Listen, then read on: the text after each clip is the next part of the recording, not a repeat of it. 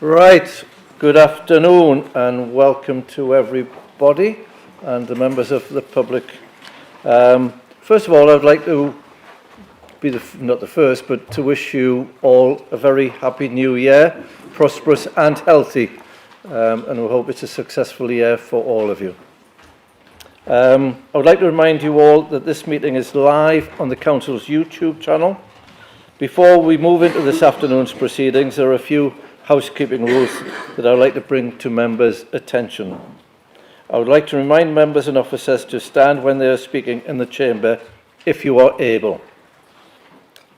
As you will see in the note sent by the Councillor's Director of Law and Corporate Governance, I will give the option for those on the diocese to remain seated. Often when they stand, they're kind of looking down on you, and I don't think it's a good look, and also for technical reasons as well.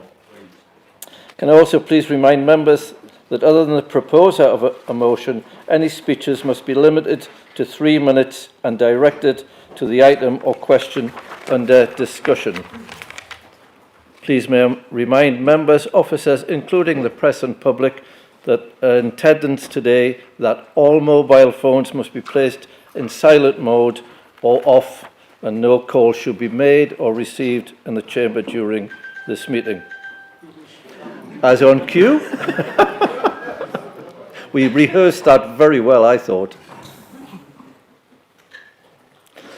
Finally, members, it could be, and it's up to yourselves, a long meeting, and I have had a request from several councillors that we might have a short comfort break.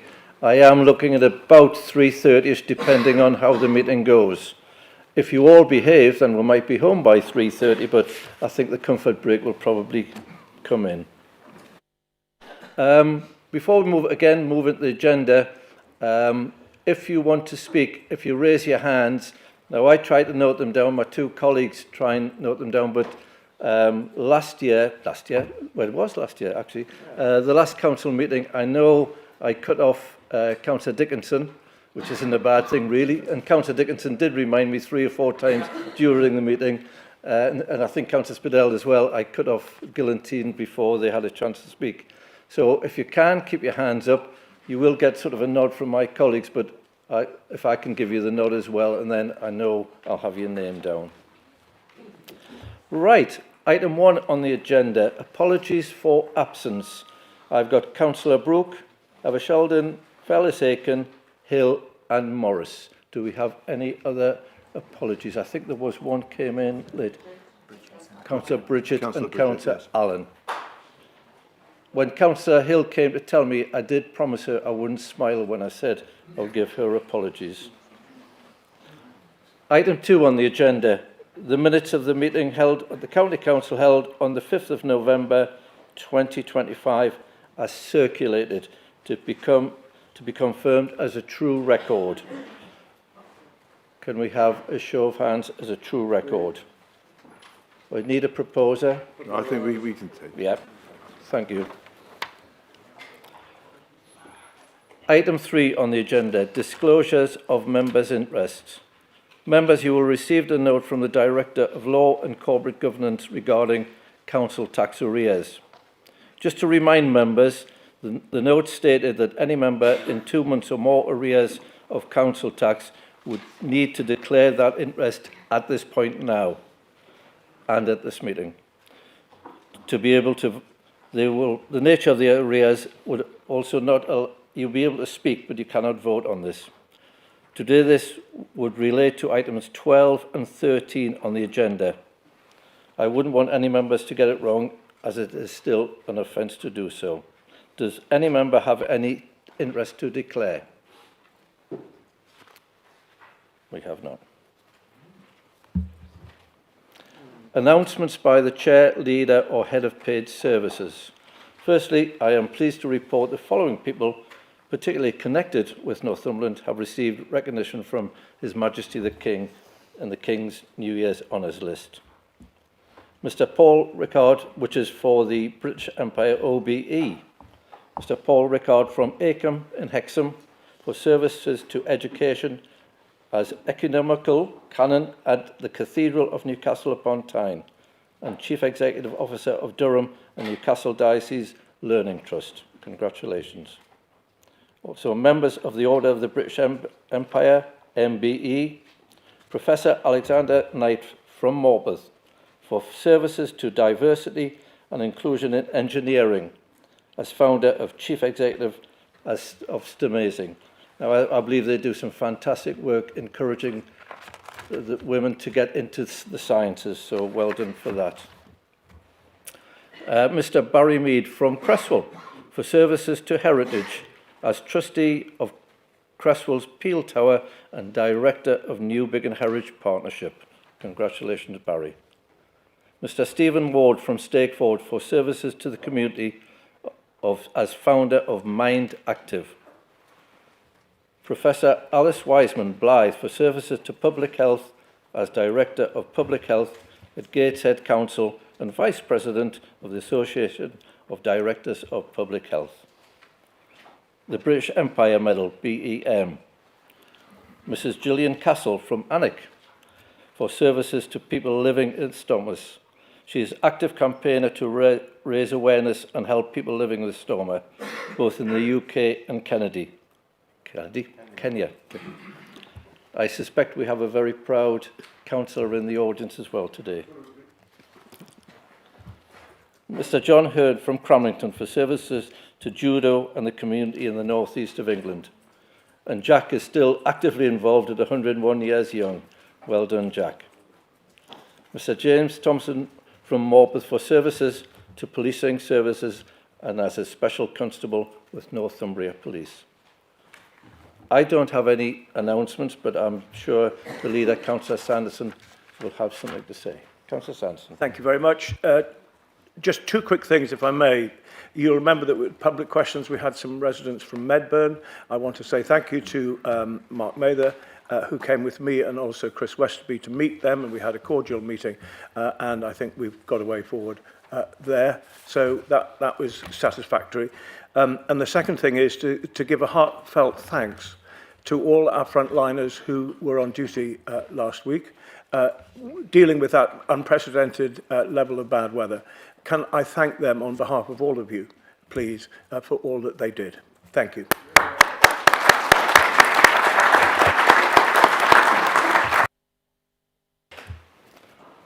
Thank you for that. You will see, councillors, that you've got several pieces of paper in front of you. They are just giving the public questions and the health and well-being overview and scrutiny, because I think a couple of lines were missed off when they were sent out, and the members' questions. And there is also procedure dealing with motions at council. Now, we don't get many motions, so it helps to just to tell you how it is formed. So thank you for that. We have received one question from the public. The procedure here is very simple. I will ask the questioner to ask their question and then ask the Cabinet member to provide a verbal response. This is for a maximum of 5 minutes, but I very much hope it's a bit shorter than that. The questioner will have an opportunity then to ask a supplementary question, if they wish, which must arise obviously from the response they have been given. The response to this must take no more than 2 minutes. If a verbal response cannot be given, then a written one will be sent out. So, could I ask... Hi, Nick. Nice to see you. Now, ask Mr. Morfitt to ask his question. Thank you. This is a question to Councillor Horncastle. At least 16,000 Northumberland households live in fuel poverty. Only 143 homes will have their energy efficiency improved via the Council's Warmer Homes scheme over the next 3 financial years, including the current one. This represents a very disappointing 0.1% of Northumberland's homes, and at best only 0.9% of homes occupied by households living in fuel poverty. The Energy Company Obligation Scheme ends in March, but the government has yet to release its Warm Homes plan, and there are fears that the loss of momentum and funding will prolong the misery of those living in cold houses and in fuel poverty, and lead to job losses in the home retrofit industry. Could you tell me what the Council is doing to prevent this loss of momentum, reassure me that it's engaging constructively with either MPs or ministers over the problem, and provide me with any rays of hope with regard to home energy efficiency improvements here in Northumberland? Thank you, Mr Morford. Councillor Horncastle, could you give a reply, please? Right, thank you, Mr Morford.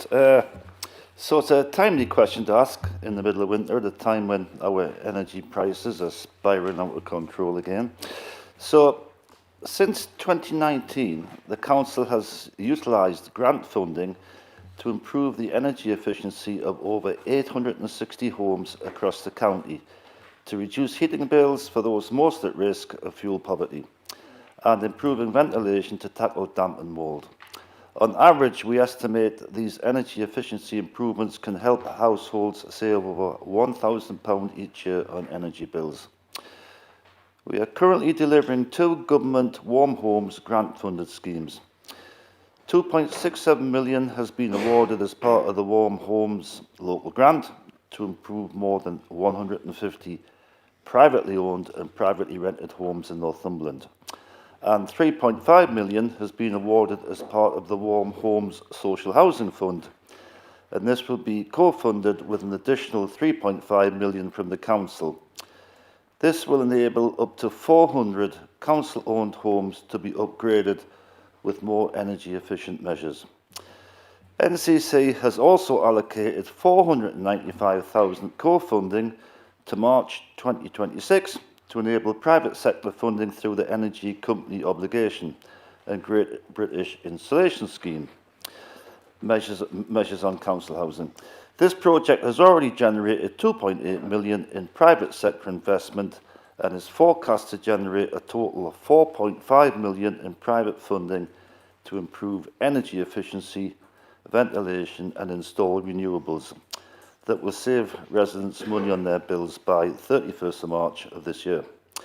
Warmer Homes team deliver grant schemes to support our most vulnerable residents stay warm. These include the Gas Safe Scheme, which provides funding for gas repairs, gas boiler and fire servicing, and £500 towards gas appliance replacements, AJ broken boilers and broken gas fires. The team can also provide energy advice, energy efficiency measures, heating repairs and hardship support through the Household Support Fund. In total, across all these schemes, we forecast being able to support up to 1,700 households over the next 3 years. The Council will explore additional opportunities, including through the Warm Homes Plan as they emerge. More broadly, across the county, other social landlords are also taking significant action. For example, Bernicia has committed to achieving an energy performance certificate rating C across all its housing stock by 2030. They currently plan to upgrade over 1,300 homes in Northumberland. All proposed retrofit works will be subject to a full retrofit assessment, as some properties may already achieve an EPC rating of C at the point of assessment. Despite challenges in funding and delay in publication of the government's Warm Homes Plan, our teams, including our Warm Homes and Safe and Resilient Communities teams, continue to work extremely hard to support residents. These efforts have been recognised regionally and nationally, most recently by the award of the Best Council and Best Vulnerable Customer Support at 2025 Regional Energy Efficiency Awards. In addition to regular meetings with the Department of Energy Security and Net Zero, the Council will also feed into the North East Warm Homes Task Force, which has been recently established to deliver a regional domestic retrofit strategy, focusing on improving poor quality housing, particularly in the private rented sector. The Council also collaborates closely with local, regional and national partners to reduce fuel poverty. For example, the Warmer Northumberland Partnership, the North East CA North East Homes, Warm Homes Project and the Institute of Health Equity.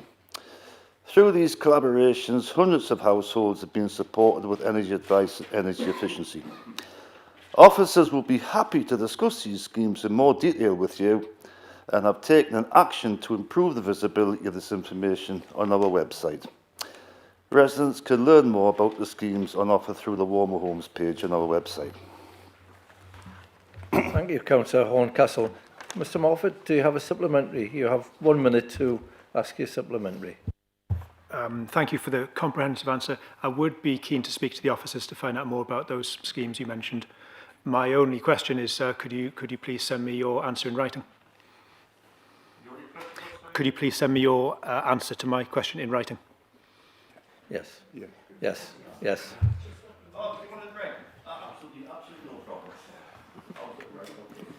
Councillor Horncastle, did you want to I'll give... press the button again, sorry. Absolutely no problem, Nick, you'll get that. Thank you for that. We now move on to item 6 on the agenda, which is to consider the petition which has been received from Mr A. Gooding, Clerk to Hexham Town Council. Mr Gooding has requested that Penny Grenham speak on this behalf, and as Chair of the Council I have exercised my discretion and permitted his request. Members, the proposer here is just to receive the petition, as the substance of this petition is being dealt with elsewhere in the agenda at item 15. Please note there is no debate on this item. Ms Grenham has 1 minute to present the petition in accordance with our procedures, and there will be a move to the next matter. Members will have the opportunity to speak on the subject when we get to item 15. Now, Ms Grenham, as we've only one public question, I will use my discretion if you slightly go over the 1 minute. Ms Grenham. Thank you very much. Hexham Town Council's petition was launched on Friday the 7th of November. The Cabinet's unscheduled decision to demolish the old fire station was taken on the 11th November, 4 days later. The petition closed on December the 10th with 3,769 signatories. This petition is eligible for debate, but the decision has already been made.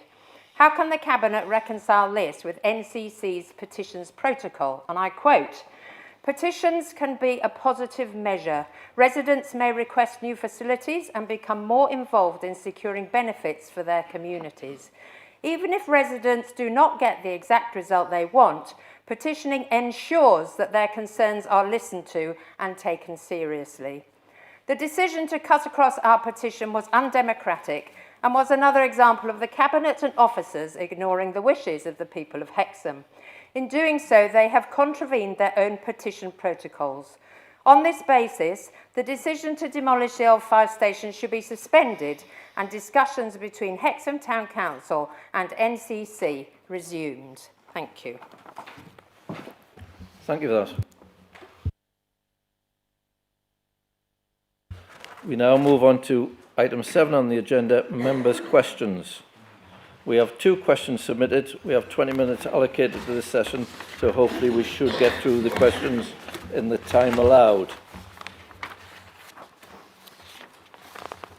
The first question is from Councillor Smith to Councillor Stewart. Councillor Smith. Yeah, thank you, Chair.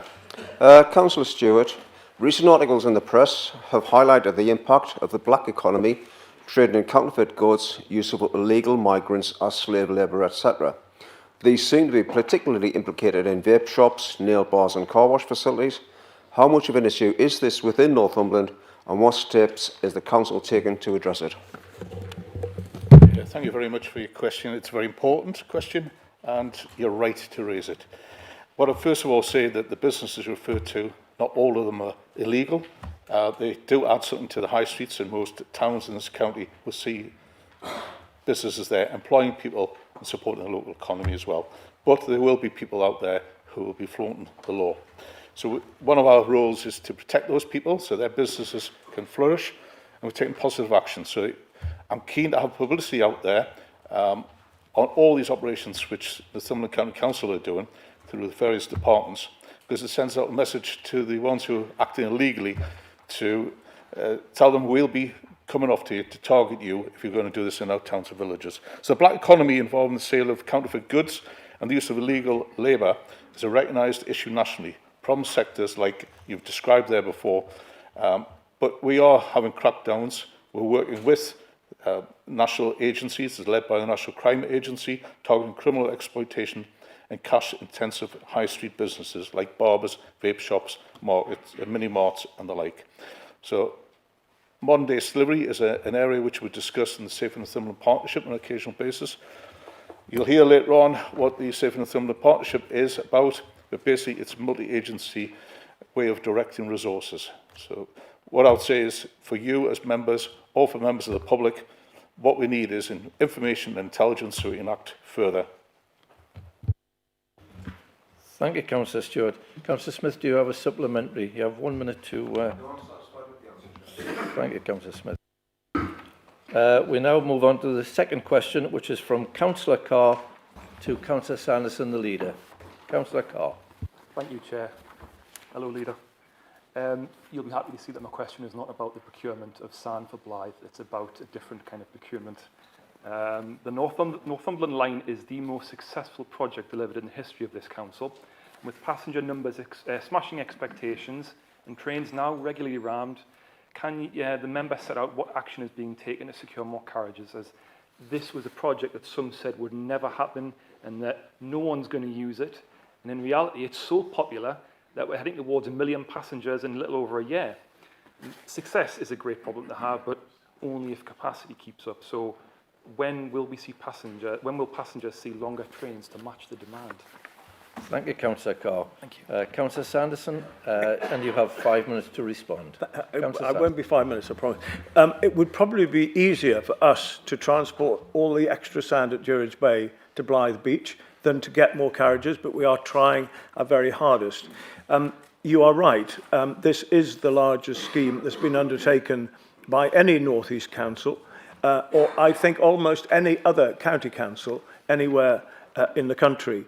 It's a scheme that took a great deal of commitment and ambition, and to be honest, courage, because we were hit along the way by various people who wanted to find things wrong, who wanted to criticise. But despite all of that, we held our nerve, along with the previous Conservative government and now somewhat with the current government and with NECA, to get the scheme to where we are today. I would agree with you that it is an amazing feat to be able to reach 1 million passenger journeys, and next week we will be acknowledging that. We will also be opening the final two, well, not the final, but 2 more stations in the next few months, Northumberland Park and Bedlington. I would just say that we want to continue with this ambition. I'm sure all members will be with us on this, that we extend the line farther up to Newbiggin. And to that end, we have formally requested funding from the North East Combined Authority to help us fund that new line extension, which, as I say, not only provides comfort for many, many passengers, but saves vast amounts of CO2 and is therefore really important. And it's very pleasurable to go to the car parks of these stations and find them full. And why are they full? Because they have a service that they want to take and they're not getting charged to park their cars there. What a wonderful thing that is. And I know that, that many members are with me on that. But we are in danger of finding ourselves victim of our own success. So for the last 3 months, I've been in touch with the Secretary of State and also the Rail Minister, who recently has been back in touch with me about how he is going to help put pressure on getting more carriages. He congratulated the County Council on all the work that we've done on it so far, and I'm very grateful to him, and I look forward to seeing more carriages as soon as we can. Thank you, Councillor Sanderson. Councillor Carr, do you have a supplementary? Yes, thank you, Chair. Just to put it into perspective for members and members of the public as well, the Northumberland line starts at Ashington with Councillor Ball, and then Bedside with Councillor Nicholson, and then myself in Newsham, and then it stops at Seaton Delaval. But that's the problem, is that once it's finished at Newsham and it gets to Seaton Delaval, the passengers in Councillor Chicken's ward can't even get on. So I do hope that the Rail Minister takes this seriously and does put that pressure on to Northern to procure more carriages in the future. I really do. But thank you for that response, though, Leader. Yes, thank you, Councillor Carr. Councillor Sanderson, you have 2 minutes. Yeah, so thank you for that. I do have a good relationship with the Mayor, she will be with me on not only getting more carriages, but also seeing the extension of the line. And together I look forward to moving forward so that we can meet the demand that's there. Thank you, Councillor Sanderson.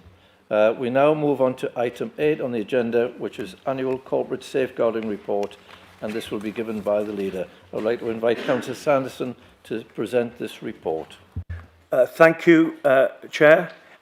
This report is extremely important for all of us, as I know we all appreciate. It says in the report the most important driver of the work that we do, which is that every child and adult has a right to participate in a safe society without any violence, fear, abuse, bullying or discrimination, and to be protected from harm, neglect, exploitation and abuse. The County Council has a proud history, and I'm very grateful to our staff who do a fantastic job, most of them behind the scenes, in making sure that this really important element of our work does well. And I know that we have a good chair on our safeguarding committee, and I'm grateful to Councillor Ball for taking that forward with the commitment that she has. 92% of our staff have undertaken training, and all the groups had a briefing some 9 months ago on our role as corporate parents. So that will be extended to a member forum. I think it's on the 2nd of February, to which all members are invited, and I hope very much we can all manage to make it if we possibly can, because it's important that these are our children, these are our people, we are responsible as corporate parents. On the point that was raised last year around the DBS checks, I can tell you that all the Conservative group have had a DBS check, and that we would hope that any remaining members that haven't had one might consider to do so. And I can simply just put forward this report for your consideration and hopefully for your agreement. Thank you. Thank you, Councillor Sanderson. Do we have any questions to Councillor Sanderson? Sorry, Councillor Dickinson. Thank you, Mr Chairman, and thank you, Councillor Sanderson.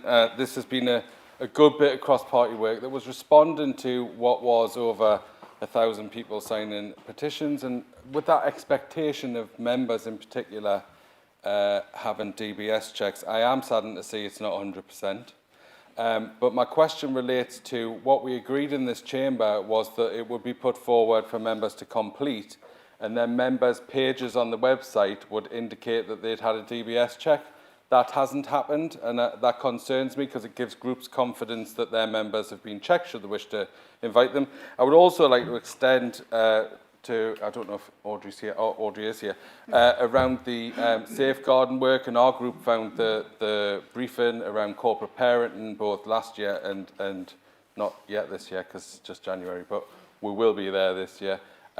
You know, we've had 100% checks in our group and we're proud to do that. I think it's about confidence for the public, the staff and the organisations that engage with us.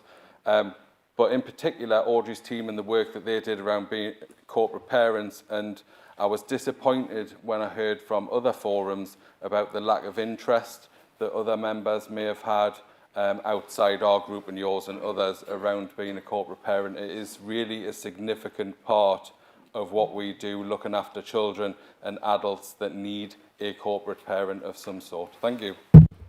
Thank you, Councillor Dickinson. Councillor Sanderson, did you want to come back on that? I do. I can't answer the point about the legality of how we present who may or may not have had a DBS check, but I'll pass that over. I would say, though, that I think, with respect, it's up to the group leaders to encourage their members to attend these meetings. Not all of us can do that, obviously, because we're working, but the member forum on that date, and I think it's the 1st or 2nd of February, is really important. And we need to demonstrate, not just to ourselves, but also to our staff, that we are thoroughly committed to this really important work. Thank you, Councillor Sanderson. Sorry. Councillor Flowers. Councillor Flowers, sorry, I didn't see your hand there. That's all right, no worries. I think anybody who hasn't had a DBS check it should be on the council's website because should be public information. There's no doubt about it. While I'm up, I would just like to say that, you know, our job on this council is to oppose, really, we're the opposition, but where the Northumberland line is, I think we should really praise you for what you've done. It's a brilliant, brilliant thing, the Northumberland line. If it extends up, that will be fantastic. The one thing I would say is, though, every time a train leaves Seaton Delaval, you're always up there with a camera, getting your face on the telly. You know, we've got the memo. We know it's great. You know, Councillor Flowers, I think it's slightly going off the yeah, question. yeah. I mean, you know, people think that the Conservative Party's in trouble. I don't think they are. I think the Conservative Party have some fantastic county councillors. I just wish more of them lived in Northumberland, that's all. But there you go. I think I'm about to say thank you, Councillor Flowers, for that. Councillor Sanderson, would you like to respond to that, but nothing about the trains, please? No, I really welcome those words. It's very important to me that where members can get on, we should. And I think I'm grateful for that degree of consensus that we do have, and I hope that can continue. I can't answer the point, but I will ask the monitoring officer about the publication, because I see no reason either why those shouldn't be publicised. So I will have a go at him after this meeting. Thank you, Councillor Sanderson. No, we won't have comments now. We now move on to item 9 on the agenda, which is a report from the Cabinet Member for Public Safety. I would like to invite Councillor Stewart to present this report. Members, you may recall that at the last council meeting, I proposed that we keep questions and their answers to 3 minutes. This followed discussions with group leaders, and I said I would keep this under review. It seemed to work fine at the previous meeting, so I will continue with this today. So we have 3 minutes for questions and answers. Councillor Stewart. Thank you, Chair. It's a privilege and a pleasure to present the report today, but I'm a little bit paranoid now because I've been pointed out so many times, being told I can only speak a little bit on this report. There are, including Councillor Dickinson, who keeps on reminding me. Lots of facts and figures in this report, which I'm going to only highlight a few for fear. You have had the opportunity to view the annual report, so has the public out there. It's looking back on the previous year, but it's also, as far as it can, look forward to the next year.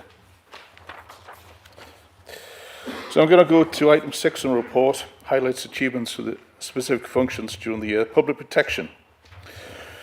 The food, feed and safety aspect. We've got a wide geographical area. It's very seasonal work we have here in Northumberland.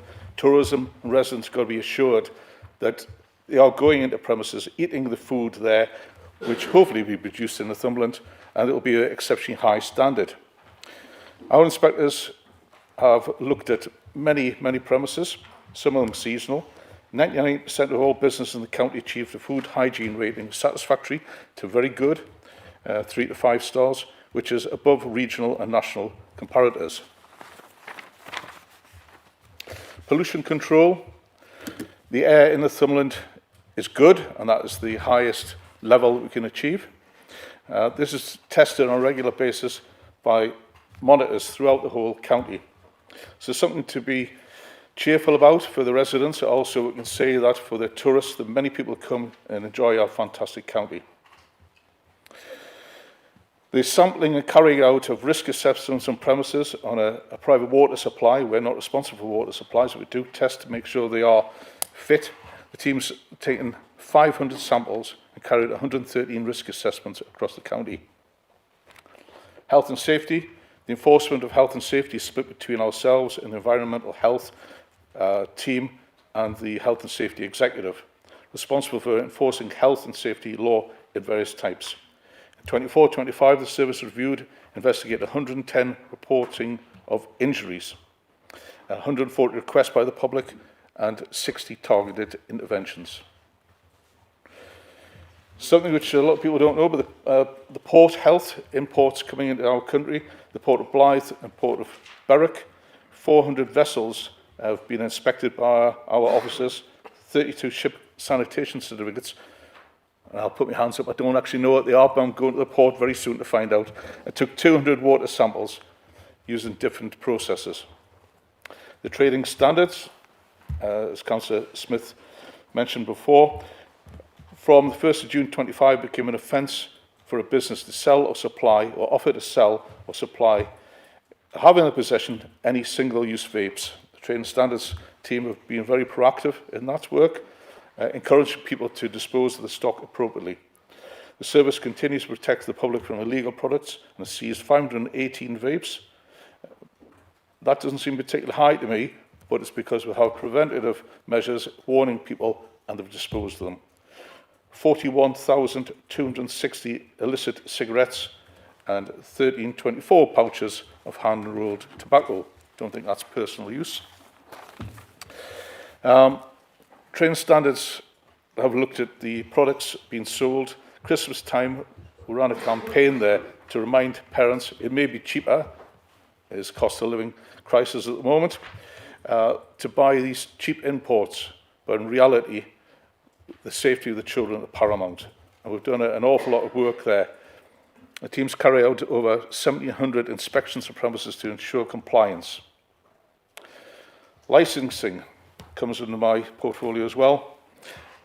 Many members are new to this council and they received training recently, which can I just say that all members were really interactive, enjoyed the training, and thank to the officers who provided that. There's lots of changes in the licensing laws which the government's introducing, and we're going to go along with those, quite happy with what we've seen so far. A lot of work's been done by officers and members there. Gambling, alcohol, and entertainment is a big part of our county. Taxi and private hire transport also comes under my portfolio, and it's been agreed that we will be looking at some changes there. We do appreciate the work that taxi drivers do for our communities, including the many visitors here as well, and we want to make life a lot easier and a lot quicker for those. Civil contingencies. It's a huge area to cover, and I was delighted that the training programmes being recently delivered includes the local communities engage in regional and national exercises. Local Resilience Forum is something new, which I'll come to later on. That falls in there. I hope that was the leader clearance voice, unless he was saying, hurry up. It was hurry up. Public protection. I want to cover a couple of areas there.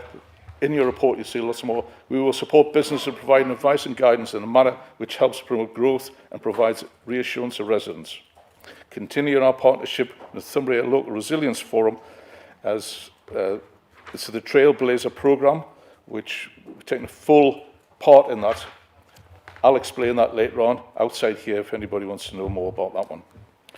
The Safe in Northumberland Partnership, which I touched on before there. Multi-agency approach to tackling crime. The contest, the UK strategy for counter-terrorism.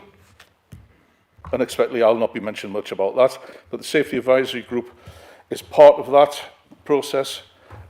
What I'd say is the process has really been taken on board well by the residents and the groups and the officers here. It's a clear system. So far, they've received 419 event notifications. NCC Corporate Risk, SNP Strategic Committee. Delighted that we've taken some strategic moves there, including staffing reconfiguration, and the risk has been placed as green, which is good. Domestic homicide and domestic abuse-related deaths reviews are very time-consuming, very important, and they're very delicate situations to deal with. We do have some cases there which Can we start to round it off now, please, Councillor? What's that? Can we start to round it off now, please, Councillor Stewart? Right. Project Shield, a very worthwhile cause. Lots of councillors in here will have seen the efforts of our officers working alongside the police. Unfortunately, the government doesn't appear to be funding it. It's a force area resource, which is over £1 million. We were just asking for £200,000.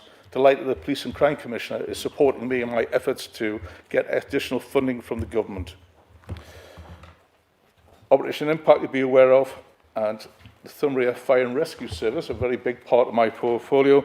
Thanks to Lindsay McVeigh, who stood in as the interim Chief Fire Officer. There is interest from candidates for that role.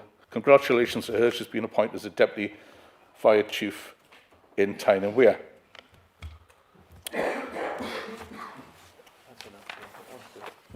We have got lots more. The registration coroner's service would go on about, but Chair, have I run out of time? You have. About 8 minutes ago. Yeah. One of your questions might be, what does the rest of the Cabinet actually do? Thank you for that, Councillor Stewart. Before we go to questions, I know we pushed the Cabinet members on to give a brief report. The reports are in written form, so councillors can read them, and it should really just be a brief report.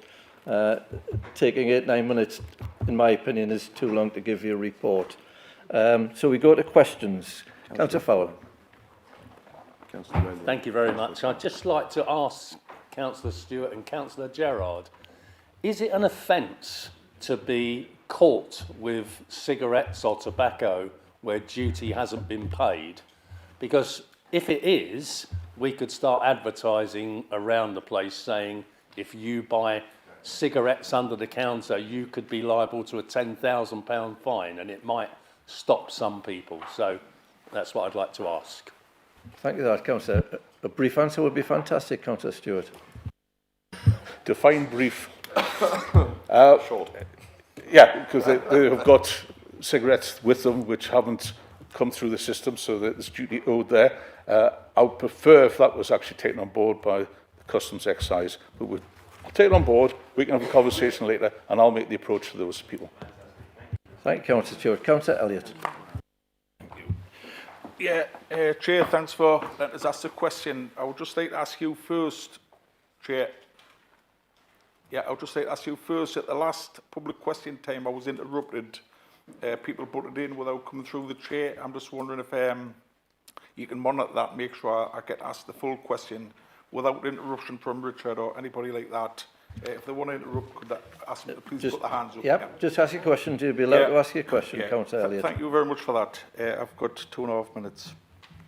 Gordon, thanks for that report. Item 6, Northumberland Fire and Rescue Service. It's a well talked about subject outside of this room. You see in here that during the past year there's been a degree of disruption. Is that regarding the suspension of the 2 senior executive managers of the Fire and Rescue Service? Sorry, Councillor Elliott, I will interrupt you. We can't talk about staffing members in the... It's a question. You can't answer that. It's a question, Cabinet Member. Sorry, standing orders are quite clear. You can't... We can't... You're not going to let us finish your question? No, I'm saying you can't answer that question. I haven't asked them to answer it yet. We can't answer the question about members No, I haven't of asked the staff. question yet. We don't. But we can't... Are you naming members, or are you asking a question about members? Well, I was going to... That's what I was saying. If you let us finish the question, then determine whether... We don't talk about staffing members in council chamber. Are you going to let us finish your question? Not if it's about staffing members, no.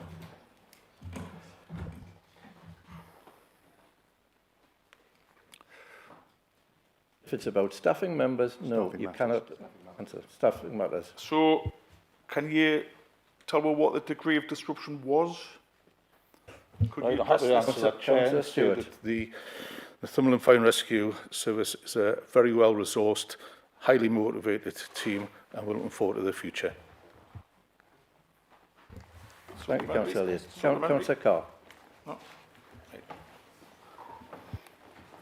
Thank you, Chair. It's just in relation to Project Shield, Gordon. I think it's been a fantastic initiative, and it's worked well in Cramlington as much as it's worked well in Blythe in my area. But I would like to know more about the extra potential funding for them, if possible. Is that coming from the Mayor, is it? Thank you, Chair. Yeah, Councillor Stewart. Yeah, it's council. Government funding, which is given to the PCC. I do work closely with the PCC, and I would say that we are pushing to get this extra funding. I don't want to give the figures because we're just looking at last year's figures. Current ones obviously be something different. But I know that many town and parish councils are really distraught at the fact that we're going to lose this. And can I just praise the officers who've been working on that project, absolutely out of this world. so much dedication and knowledge. So hopefully we'll not lose them, and we'll keep on pushing. Thank you. Thank you. Councillor Davidson, I believe, had a question. Dickinson. Oh, Dickinson. Oh, sorry. So, was it Dickinson or No, Dale? you're next, Councillor Dale. Give way, Dale, give way. The query for me was around the fire service improvement plan, because I know that there's been significant improvements there, because there was the inspection and then the journey that it's been on. I just wondered, I couldn't see on the forward plan when that was next before members in scrutiny for an update, because I think given a statement like that, that improvements being made, significant, it says, improvements being made, it would be worth sharing that for members to have a bit of scrutiny on. And Glenn, I'm just not entirely sure your message around reducing the intro times getting through. I'm trying my best, Scott. Councillor Dale. Thank you very much. Can I just refer to page 44, public protection? We will work with planning colleagues to improve and streamline the process of reviewing planning applications to ensure the best use. Well, I'm trying to read. I'm sorry, you're all sitting down. I will do this from my hand. Where's my... Councillor Dale, if it's easier for you to sit down, please do sit down. If it's easier for you to sit down, please sit down. Thank you. Everything's gone all over. Right. So on page 44, public protection, we will work with planning colleagues to improve and streamline the process of reviewing planning applications to ensure the best use of resources. I think that's quite a very open question or statement you've made. On the Overview and Scrutiny Committee, we have been looking very carefully at planning processes and procedures, etc. I just wonder if we could have a short paragraph which we could actually proceed to take to the Overview and Scrutiny Committee to hear your views on this subject and what work you're actually doing, please. Happy to do that. Councillor Swinburne. Thank you, Chair, and thank you for the report, Councillor Stewart. Alongside Councillor Carr there, you mentioned Project Shield, which, as you said, is funded directly from the government through the PCC. And as it states there, the first year in Cramlington had excellent results, which we're really appreciative of, and then it was taken away. And that's no longer the case, unfortunately. And within Cramlington, you know, we fully support our neighbourhood police and the great work that they do, but we're also fully supportive of them trying to get additional police resources. And because of some of the issues there and with the police, we requested that the PCC attend our neighbourhood partnership meeting for that area. And late in the day, they announced that they weren't going to attend neither the PCC nor the deputy. We also asked the PCC, and bearing in mind that that is the area where there used to be a councillor, and it covers where they live. So we asked them to attend the Cramlington Town Council meeting, and they didn't attend. Now, PCC was elected by the residents of Northumberland and to represent the residents of Northumberland. So I want to ask the council if they can contact the PCC and ask if they can please show up at the meetings that they're invited to answer to the people of Northumberland who elected them, and please answer questions that's put to them, even if it's at the county council. Please ask her to do the job that she's been elected to do. Thank you. Councillor Stewart. Yeah, I'm happy to pass on the message there. I appreciate that Councillor Hill in a previous full council meeting asked for the PCC to come here. I have watched the Newcastle City Council meeting where the PCC and the Chief Constable attended and answered lots of questions. As you know, I push the PCC on a very regular basis because I'm not happy about the cover in rural Northumberland in particular. I'm not happy about the closing of police desks and police stations. We are not getting value for money off Northumbria Police.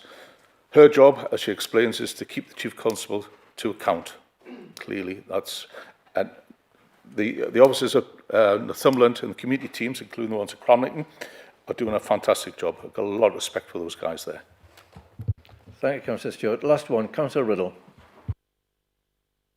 Thank you, Chairman. And following on from what Councillor Stewart's just mentioned there about rural policing, I'm very, very concerned about the lack of rural policing in my area in particular.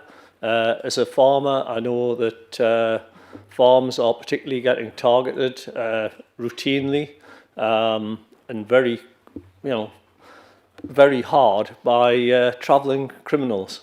The problem is that it would appear that the police have done away with, certainly they have reduced, if not completely done away with, the neighbourhood teams. And I'm told by reliable sources on the ground that there is hardly any policing at night in my area whatsoever. And, people are coming from far and wide, from Scotland, from Durham, and places in Northumberland as well, and really causing major havoc. I think you have mentioned a little bit here, but what else can be done to address that? And if you'll allow me, Chair, I would like also to congratulate Andy Huddleston, who was a Northumbria police person before. I think he's now national lead on rural crime, and he was certainly in the King's New Year's honours list. But, congratulations to Andy. Thank you for that, Councillor Riddle. Councillor Stewart. Thank you. You're absolutely right that the people in rural areas need better protection. This is something I've raised with the PCC, the Deputy PCC and the Chief Constable. There are police officers in your area during the night. I've been out with them on night shift there, patrolling, and Councillor Horncastle, whereas he's been out as well with them. They haven't got the resources. I don't want to say too much about the police cover at night in any area, but it certainly serves a lot better. You're paying for it, you deserve it, and some of these travelling criminals are extremely violent as well, and we should not be allowing that to happen. Thank you, Councillor Stewart. We now move on to item 10 on the agenda, which is the report of the Cabinet Member for Adult Services and Health. I would like to invite Councillor Chicken to present this report. Councillor Chicken. Thank you, Chair. I trust that you've all had time to read through the report as is in your agenda pack, so I will do my best to stick to 2 minutes and just give you the smash hits of the year. It has been a very busy year, so I'll try and condense this as best I can. Living in Age and Well portfolio, we've continued to roll out the Stop Smoking service, which has successfully reduced smoking of cigarettes in adults down to just 8%, but there is still more work to be done there. We've rolled out the flu vaccines for 2 to 3-year-olds in nurseries that are based alongside schools. We're already in the schools, so this just seemed like a positive step. Alternatively, 2 to 3-year-olds who are not in school-based nurseries can get that from their GP, and it is a simple nasal spray rather than an injection. Growing up well and public mental health. We've continued to roll out the 0 to 19 service, which, if I'm not mistaken, actually now has trailblazer status for Northumberland. It is that successful, and all officers and members involved in that should be incredibly proud of themselves. It is called the 0 to 19 service, but it does extend to young adults at the age of 21 should they have SEND requirements, which is also a very, very positive step. Within that, we've actually gone live with the breastfeeding chapter to help young mothers who are breastfeeding and struggling to do that. Anybody who has had a child knows that at 2 o'clock in the morning when baby won't latch on, sometimes you just need that little bit of additional help that isn't on the end of the phone. We've also continued to successfully roll out and improve the suicide and bereavement trauma services that we have. Mental health is a growing issue that we're all very aware of and all would really like to show more support for. We developed and rolled out the dementia strategy with 3 key participants within that. That is those suffering with dementia, those living with those who have dementia, and also the healthcare professionals who deal with that. It's really important that we, through any of our programmes, we actually concentrate on those who have the lived experiences, because they tell us the most, they tell us what they need, and we respond to that.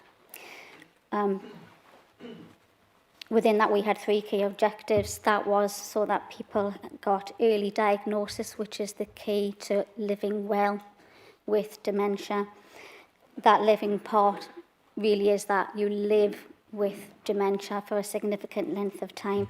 And then we also wanted people to die with dignity. So that was a key component within that dementia strategy, which again, full congratulations to the officers that put that together, because it really is quite something. Leading on from that, we actually have some dementia-specific housing that has been put onto the market through our Home Finder system, which Councillor Horncastle has been a big part of. Very successful, and these are really fantastic to see in our communities. Moving forward, we have extra care facilities that we are planning to put throughout the county. We would like to see eventually about 400 units across the area. The first of which would be within one facility in Morpeth, which is due later this year. Then moving on to Blythe, Hexham and Alnwick. We would like to see this as a success, something that we can roll out further. Extra care facilities are simply that. They're just that little bit of extra care that people who have learning disabilities, SEND requirements, and sometimes varying forms of dementia need, with just that, it is exactly what it says on the tin. It's just that little bit extra.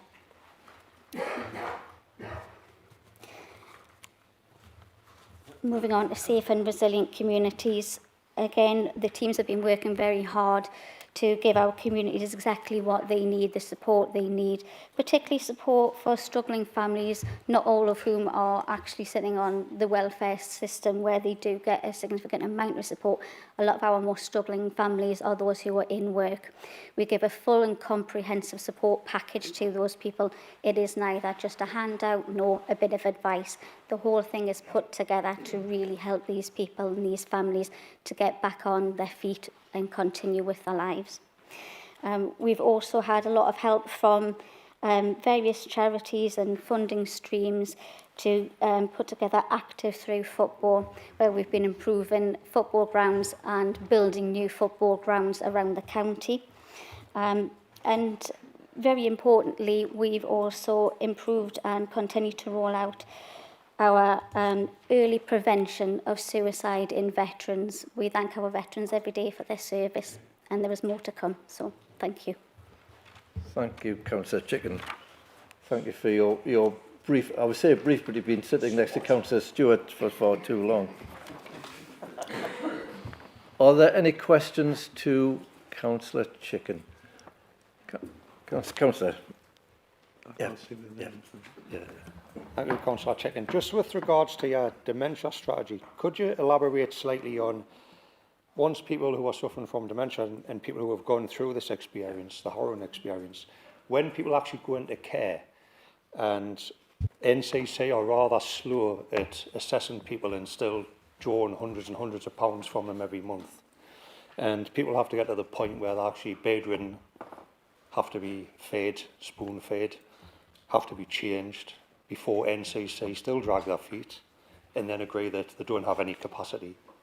They have no quality of life, certainly aren't living with dignity, and then they agree that NCC will pay for that care.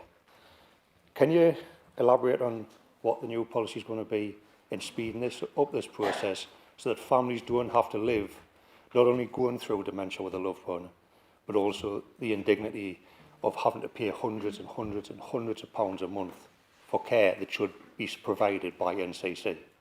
Thank you. Thank you, Councillor Amory. Councillor Chicken.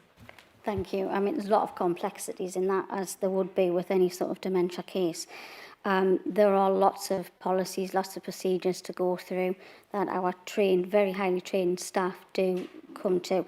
No decision is made quickly because you want the right decision, not a quick decision. But in that, I do agree that we must have decisions made in a timely fashion so that our residents get the best care when they can.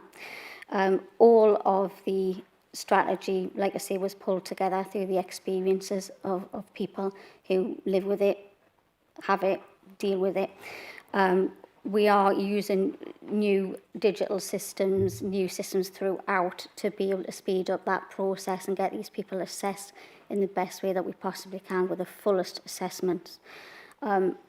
Most of what our staff do is to assess the person's particular needs in the best possible form that we can possibly roll out. But we also have other teams that we draw on from the NHS and so on and so forth. So it's pulling all of that together in a timely fashion, speeding up and using the IT that is available to us to do more of that. Thank you, Councillor Chicken. Councillor Earsley. Thank you, Chair, and thank you for the report. So New Baden Boxing Club have been running free Punch Parkinson's courses for people with Parkinson's, but also dementia and Alzheimer's. I think this is a really good initiative. It provides them with a hobby and also something that can help improve their motor neuron skills and their cognitive ability. However, I've come into some difficulty with supporting it because some of the specialist equipment that they've requested, for example, boxes that can be used to help with stability and balance, for example, are too inexpensive for my small schemes. Is it Members Local Improvement Scheme? Yeah, to be able to pay for. Is there any way I could get in touch with an officer or another member or the Alzheimer's steering group to be able to get them in touch with the boxing club about any support that they could offer? Because I hope you agree that it does fit with the living well part of the dementia strategy. Thank you. Thank you, Councillor Chicken. Yes, thank you, and absolutely, I couldn't agree more. Schemes like this are absolutely fantastic. If you drop me an email, we will get back to you on a whole host of things that you can do and where you can connect to. And if you continue to struggle, please just get back in touch with us because we would like to support this as much as possible. Thank you, Councillor Chicken. Councillor Dickinson. Thank you very much, Mr. Chairman. Just a quick question around the 2,862 volunteers that are supporting the operation of council services. I just wondered, can members have a breakdown of where they are and the types of roles? Because I think that's quite interesting. To be honest with you, there's so many different things going on. It would be easier if I got back to you with a written report, but if members would like that, I can send it all to every single member. Oh, sorry, Councillor, I didn't mean right now, I meant circulated. I don't expect you to know that level. Thank God, because I just don't have it. But yes, I will make sure that's rolled out to every single member in full. Thanks, Councillor Chicken. Councillor Smith. Yes, thank you, Chair. I'll just point out to Councillor Chicken here, you talk about a dementia strategy, but dementia is a vast spectrum of a syndrome of disorders. Some people can present very well intact, some people it's a living hell. And what I'm not hearing from your strategy there is the importance of carer support. Some people have to do this 24/7 and it's a living hell for them. They come with a lot of guilt, there's a lot of shame, a lot of embarrassment, a lot of denial. And with the best will in the world, there's a lot of professionals don't appreciate the support and the emotional impact that it has. And it's just glossed up, oh, smiley face, and go in, hello, my dear, how are you? That person's living there 24/7 and it tears them apart. And they reach the point where this is where one of the major factors that contributes to elder abuse. Don't gloss it over. It's a real fact and it's a real impact for the people living with it. Thank you, Councillor Smith. Councillor Chicken. Thank you. You raise a very good point, and it's something that we picked up on when we were talking to those who have that lived experience. We didn't just sort of pull a strategy together. It came together through a long period of time, talking through every vital element of it, which of course is those that live with those who have dementia. It's a 24-hour day job. You can't walk away from it, even when you have an hour out to go and pick up your shop and it's still there all of the time thinking about it. We spent a lot of time speaking to the actual carers, unpaid carers, the assisted carers, every sort of care that they can get and what they need. It's not just about the person suffering with dementia, it's also the families and the support that they require. They are the front line of that dementia, in all honesty. You know, unfortunately, without demeaning the actual patient themselves, the people who are possibly most affected in the long term are the loved ones of those that have that dementia. If it wasn't for the loved ones doing that care, you know, the stresses and the strains on the system would be significantly higher. And all carers will get to the point where they simply can't physically do it anymore, which is when they need to go into the facilities, and there is absolutely no shame in that whatsoever. They've done everything they possibly can, but we would like to assist people when it is what they want, to have that care longer term at home and really assist the carers in making sure that they live well as well. Thank you, Councillor Chicken. Last one, Councillor Flower. Thank you very much indeed. I think the council does fantastic work. You know, I've been amazed by some of the people working for the council and the dedication they give. But I think we're missing out on the elephant in the room here. There's not enough money. We're running a massive debt in this council, and if we don't do something about that, all the provisions that you're providing are in danger. All the SEND children, everything, it's all in danger unless we get that debt down. So I think we could all get together and just find ways of just easing that debt down over the next 10 years or whatever. And that's what I think. Thank you. Thank you, Councillor Flower. Councillor Chicken. Thank you. We can't stress enough to central government how much we need this funding for. And it isn't on vanity projects, it isn't on things that make us look good or things that would be nice to have. These are people's lives we're talking about. Unfortunately, there has been a lot of miscommunication, shall I say, as to how much funding we actually do get from central government over the next 3 years, and I can tell you straight out it is not enough. We do what we absolutely can do. Nobody is in danger, but we could do with a hell of a lot more, and it really is upon us as members of council who represent our constituencies, our residents, to say we need more from central government to just keep going. We do our very best, and I would like to say we do it very well, but we need more. Thank you, Councillor Chicken. I think we'd all agree with that. We now move on to item 11 on the agenda, which is interim report of the Communities and Places Health and Wellbeing Overview and Scrutiny Committees 2025-2026. Please note this is an update report in the Council Chamber for the members. I would like to invite Councillor Bourne, as the Chair of Committees and Places Overview and Scrutiny, to present his report. Councillor Bourne. Thank you, Chair. I'll be very brief. The report's in front of you, but I would like to point out we've done quite a bit of work, and it was mentioned earlier about should scrutiny have a look at the performance of the Fire and Rescue Service. Well, yes, we've done it. It's in the report. We had a deep dive on the performance of the Northumberland Fire and Rescue. We had some really interesting and in-depth discussions. And actually, we are one of the leading fire and rescue services in the country for wildfires. Other rural fire services come to us for advice and guidance on that. So we are performing better, and we have been looking into how much better we're doing. So, you know, it's all in there, in the scrutiny. We've also been looking at, you know, the government's decided that we have to recycle food, so we looked into how that's going to operate, and that's going to work in conjunction with the other new recycling that we're going to have to do. So we had a look into that. We have a very busy work programme, as you'll see there. But if members do have other issues that they want to add in, then obviously my door is always open. Please let me know and we can look if we can add them to the work programme in due course. So I'll leave it at that. Thank you. Thank you, Councillor Bourne, for a swift and quick report. Lovely to hear. Do we have any questions for Councillor Bourne? And no questions, which is even better. Great. I'm going to move on very quickly.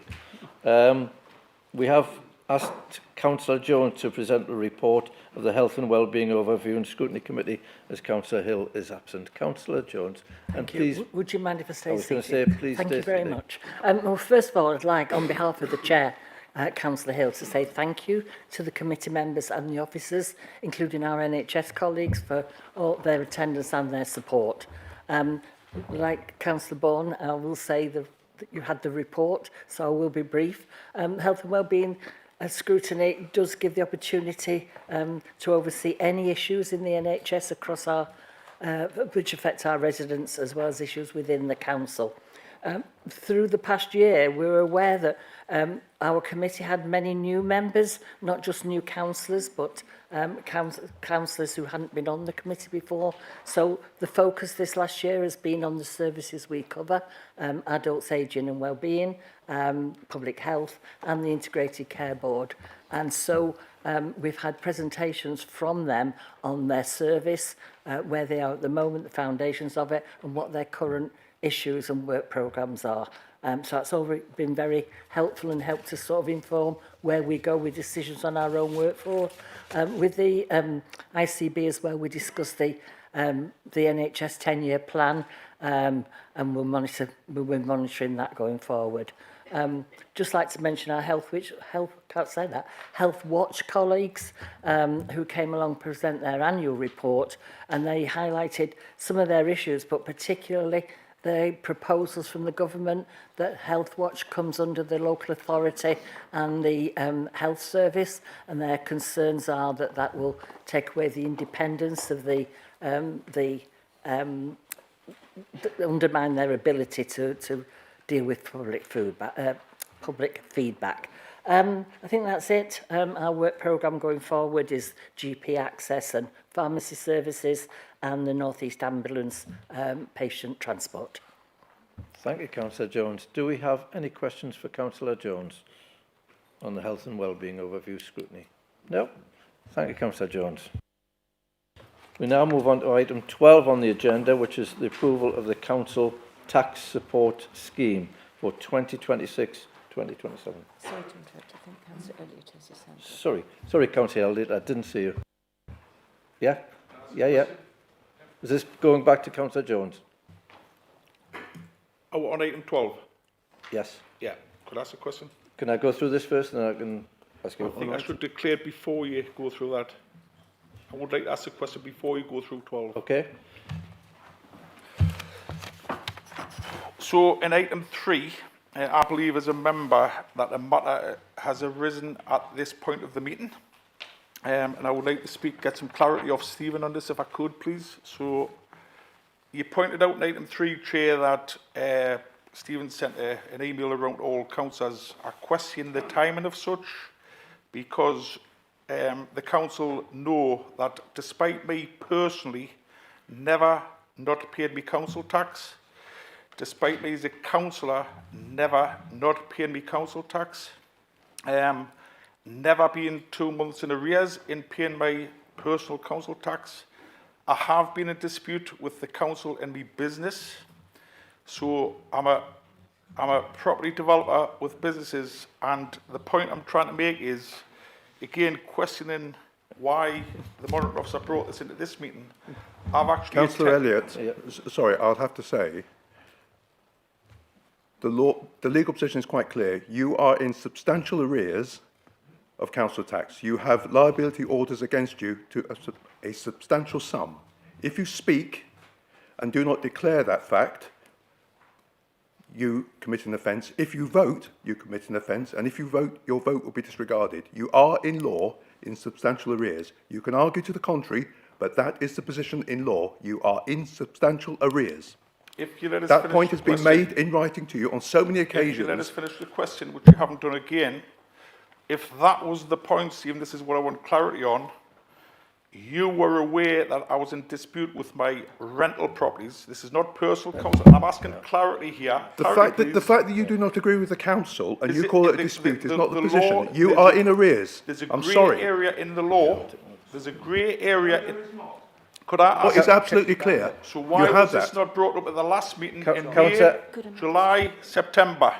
Why did you not raise this at May, July, and September? Can you stand up? Councillor Elliott, could you please sit down? I said... Councillor Elliott... I'll declare an interest and I'll leave the room and we'll catch up this later. Councillor Elliott, could you sit down or leave the room? I'll leave the room. Please. And will somebody come and collect this for the next agenda? Yes. Thank you. But I did say in item 3 that you had to declare an interest then and then. And I chose not to then, I chose the matters arisen at item 12. I said you had to declare an interest then. I chose to exercise that is item your 3. choice, Yeah, but in that's my that case choice. you cannot And stay. I'll face the consequence if it happens, like the last time. Yeah. Thank you, Councillor I'll leave the Elliott. room, please. Yeah.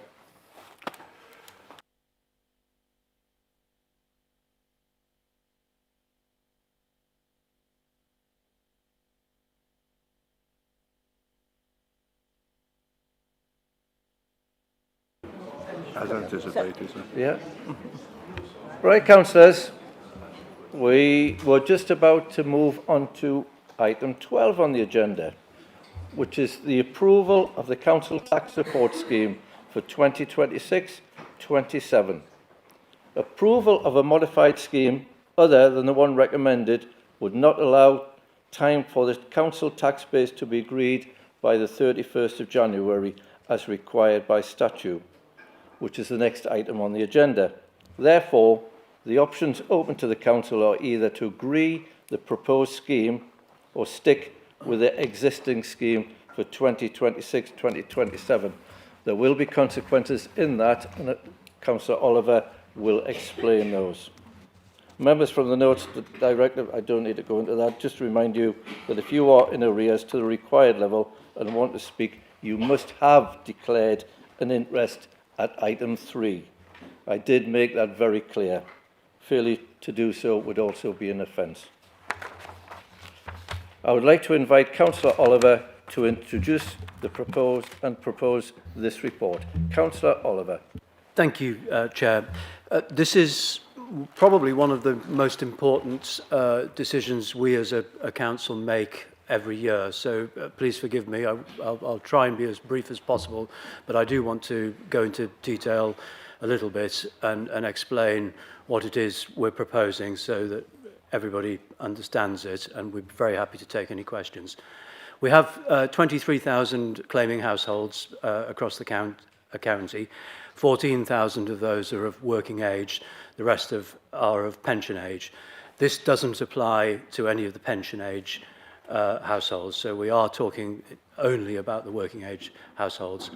We currently have the second most generous scheme in the North East, but we are facing rising costs every year, and we are one of the few local authorities in the country without a banded scheme. Most of our neighbours have banded schemes, and what we're proposing today is a move to a banded scheme. We spend £28 million a year on council tax support, 12 million on pension households and 16 on working age households. But we are looking to make well in excess of £30 million a year in savings this year. We're facing rising demand for many of our core statutory services. We're facing huge inflationary pressures. So we need to bear all of that in mind as we debate this today. The scheme we have at the moment has become even more complex to administer, as nearly all claimants are now on universal credit. And any small change in their universal credit, which is quite frequent, I think in excess of 60,000 cases a year relating only to households that are getting council tax support, means that we have to recalculate the benefit that's due to those households. That's a huge and very costly administrative burden, but it also makes the scheme very uncertain and very complex for claimants, and that does cause problems for those claimants. We need a decision today. We have two options, as has been explained, but we can't set the council base without that decision. So what we're proposing is a banded scheme, similar in sort of structure to many of the other schemes around the region. And our proposals, these are sort of accurate estimates that 6,235 households would actually go from getting 92% support to getting 100% support. Would get more than they are at the moment, and 4,500 of those would get 100% support. We've had in place for recent years, as a result of COVID and then the energy crisis that came about from the Ukraine war, we've had some sort of special support packages using central government funding. That central government funding no longer exists, so that's another reason to be able to create this scheme and help those most vulnerable houses. It's a much simplified system. With reduced administrative costs of around about £375,000 a year. And we wouldn't be trying to collect money from households that are really struggling to pay it, or the households that are most struggling to pay it, I should say. We would be providing a much simplified application process, a quicker process, and we would be using the process to make sure that households that would get the sort of maximum entitlements, but also would be signposted towards other sorts of benefits that they would be eligible for. So that's a really big plus as far as I'm concerned. We've done a fairly extensive consultation as required by law. The details are set out sort of from page 83 in the report and many pages afterwards.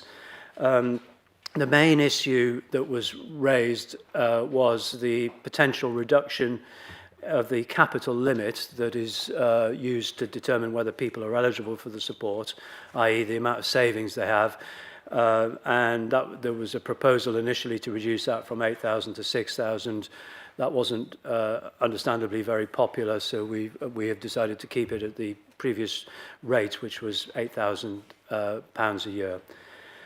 We've consulted. One of the people we consulted with was the Citizens Advice Bureau, and you can see in the report their comments, which I think recognise some of the positives of what we're doing and the benefits to the houses. And they, like our teams, our communities teams, remain on standby to help the most vulnerable houses that need the most support. We've done a full integrated impact assessment, and I'd like to thank the officers involved in that in the finance and social care teams, because that's a really thorough piece of work, and you can see that in the report, and that gives hopefully quite a good understanding of the potential impacts on individual types of claimants. So that's really, really good. We have various protections and disregards as part of the scheme, and I think they've been strengthened on the basis of what we previously had. So many of the people that face particular circumstances and get particular benefits, those benefits are disregarded when it comes to calculating their eligibility for council tax support. We also are producing an emergency welfare support and the scheme will be coordinated with existing support facilities, and we're introducing some transitional relief to make sure that there's sort of emergency support for households that are losing out, that desperately need the support. So the teams will remain on standby to assess those applications, and we will make sure that we publicise that support well. We're also looking at sort of other types of help that will hopefully reduce the impact and reduce the need for households to need this support. And that's obviously we've heard some of that today from in Eve's report and in other cabinet reports. But we do a lot of work on skills development and employability, a lot of work on digital exclusion, various types sort of health-related supports around stop smoking. We've heard about the warm households support to make household energy bills lower, and various schemes like cooking on a budget and that sort of thing. So a lot of work goes into supporting vulnerable households across many different departments of the council. So that sort of is a kind of wraparound support. We also work very closely with voluntary organisations across the county, not least the Citizens Advice Bureau, and we have a very proactive outbound customer service team who will make sure that the the most vulnerable houses get notified of any support available. So I'll stop there, but very happy to take any questions. Thank you for that, Nick. Do we have a seconder for that?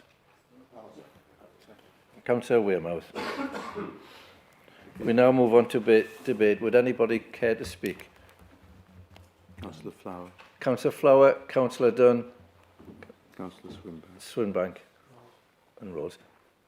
Councillor Dickinson, was it you, Councillor Dickinson, or Councillor... Both put their hand up, so you pick the order.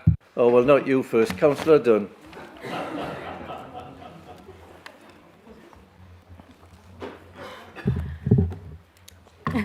Thank you, Chair. I think a banded scheme like this should provide stable, simplified support for working age residents, especially those on low or variable incomes. I can see the key benefits of this scheme being stability, the support stays steady within the income bands, making it easier for claimants to budget. It's simpler. The bands should help you figure out quickly what you'll get. There's lower admin costs, there's not as much paperwork or questions to deal with, and there's targeted assistance. Folks on the lower incomes are going to get the most help. But nonetheless, banded schemes like this, my main worry would be they could lead to substantial cuts in support if somebody just exceeds that band limit. So I'm just wondering if you can explain what sort of measures could be in place to work with that. Thank you, Councillor Dunn. Councillor Oliver. Thank you, Councillor Dunn. Yes, so I think the scheme is tapered, so there are different levels of support. So nobody will fall off a cliff, if you like. It'll be a sort of gradual descent as the income rises, and there is a table, I can't remember what page, that sort of sets out that. It's quite complex, but it does exist, and it is a sort of tapered scheme. Thanks, Councillor Oliver. I'll bring Councillor Oliver in at the end. Now, this is a debate, not questions, so if you have a question, make sure it sounds like a debate. Councillor, I've got Councillor Dickinson. Now, Councillor Dickinson, you know fine well how to debate. I know how to get a question into the debate, but no. On a serious note, when the original scheme was introduced in 2013, that was a period in time. It was a period in time when benefits were changing, when universal credit was being introduced.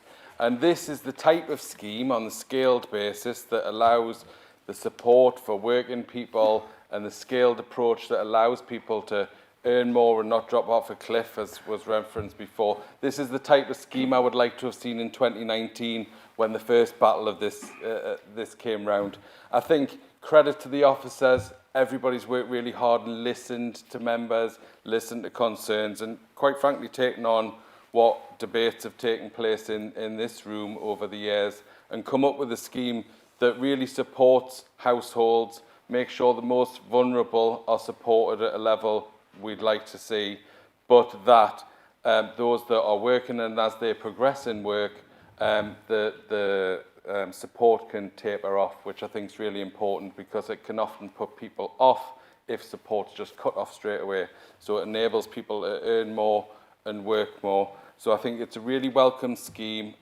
We thank the officers, like I say, for listening and working with everybody to kind of bring it forward, and we'll be supporting it today. Thank you for that, Councillor Dickinson. Councillor Flower. Thank you very much indeed. I'm going to upset a lot of people in this room, I can tell. You're being too generous.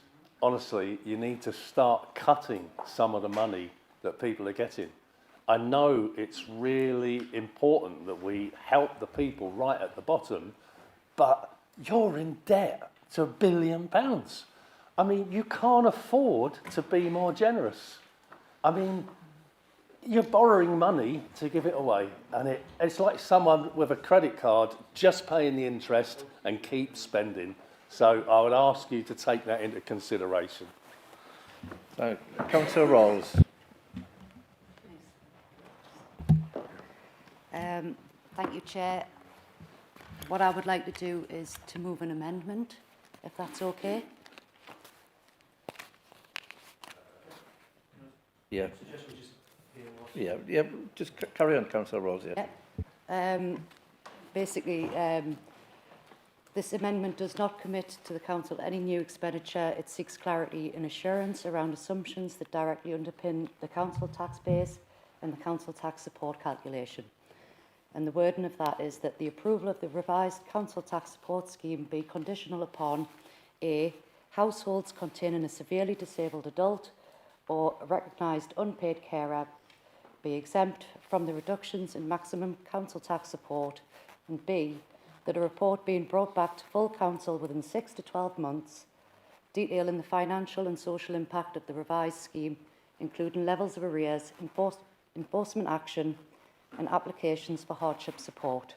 I also want to clarify any consequential impact on adult social care arising from the loss or breakdown of an unpaid carer. Yeah. Could we have clarity as to what the amendment is, please? Could we clarify what the amendment We normally ask is? for it in writing, if possible. Yeah, and it should be in writing, but could you clarify it, please?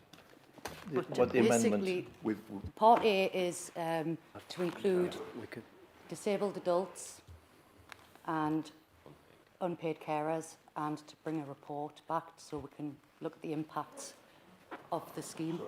Slowly, because people, if people voting, they need to know exactly what they're voting on. knows all about this, so he might want to just make a comment in advance. Do you know about this, Nick?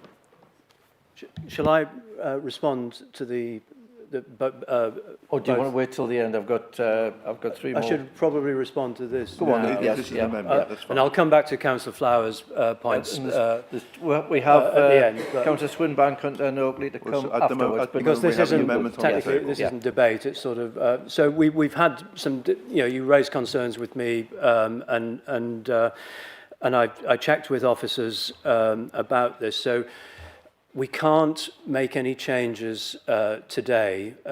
It's a sort of binary position today. We either have to accept the scheme as it stands, or we have to continue with the existing scheme. If we continue with the existing scheme, we will have literally a matter of days to find around about £2.5 million in extra savings from council services. So that's the context of the decision facing us all as councillors today. The point you asked about review, I think we're very happy to take on board. What I would suggest, given the complexity of any future changes, and obviously this comes around once a year, is that we probably review it in the autumn when it's been operating for 6 months, and then we can probably take a sort of update look at it as we move into the winter, because obviously this sort of support affects households most when their costs are highest, which is in the winter, and they're trying to heat their houses. So we can look at that later on in the year. I don't know which scrutiny it would be, but what I would suggest is that we use a scrutiny mechanism to review it, and then we will consult ahead of any review with all groups, and before we sort of set the terms of the review. And the proposals you're making in your point A, which would impact the eligibility, and we don't have time to recalculate the actual council tax base on that basis, we can include that in the review, and anything else that any other groups want to raise. So if everybody's happy with that, I think as an administration we can make that commitment and go with that. Yeah. No, Councillor Dale. No, sorry, Councillor Dale. Councillor Dale, sorry, there are people coming first. I will come back to you. Right. Anything that you're speaking about now, we don't understand what you're responding to.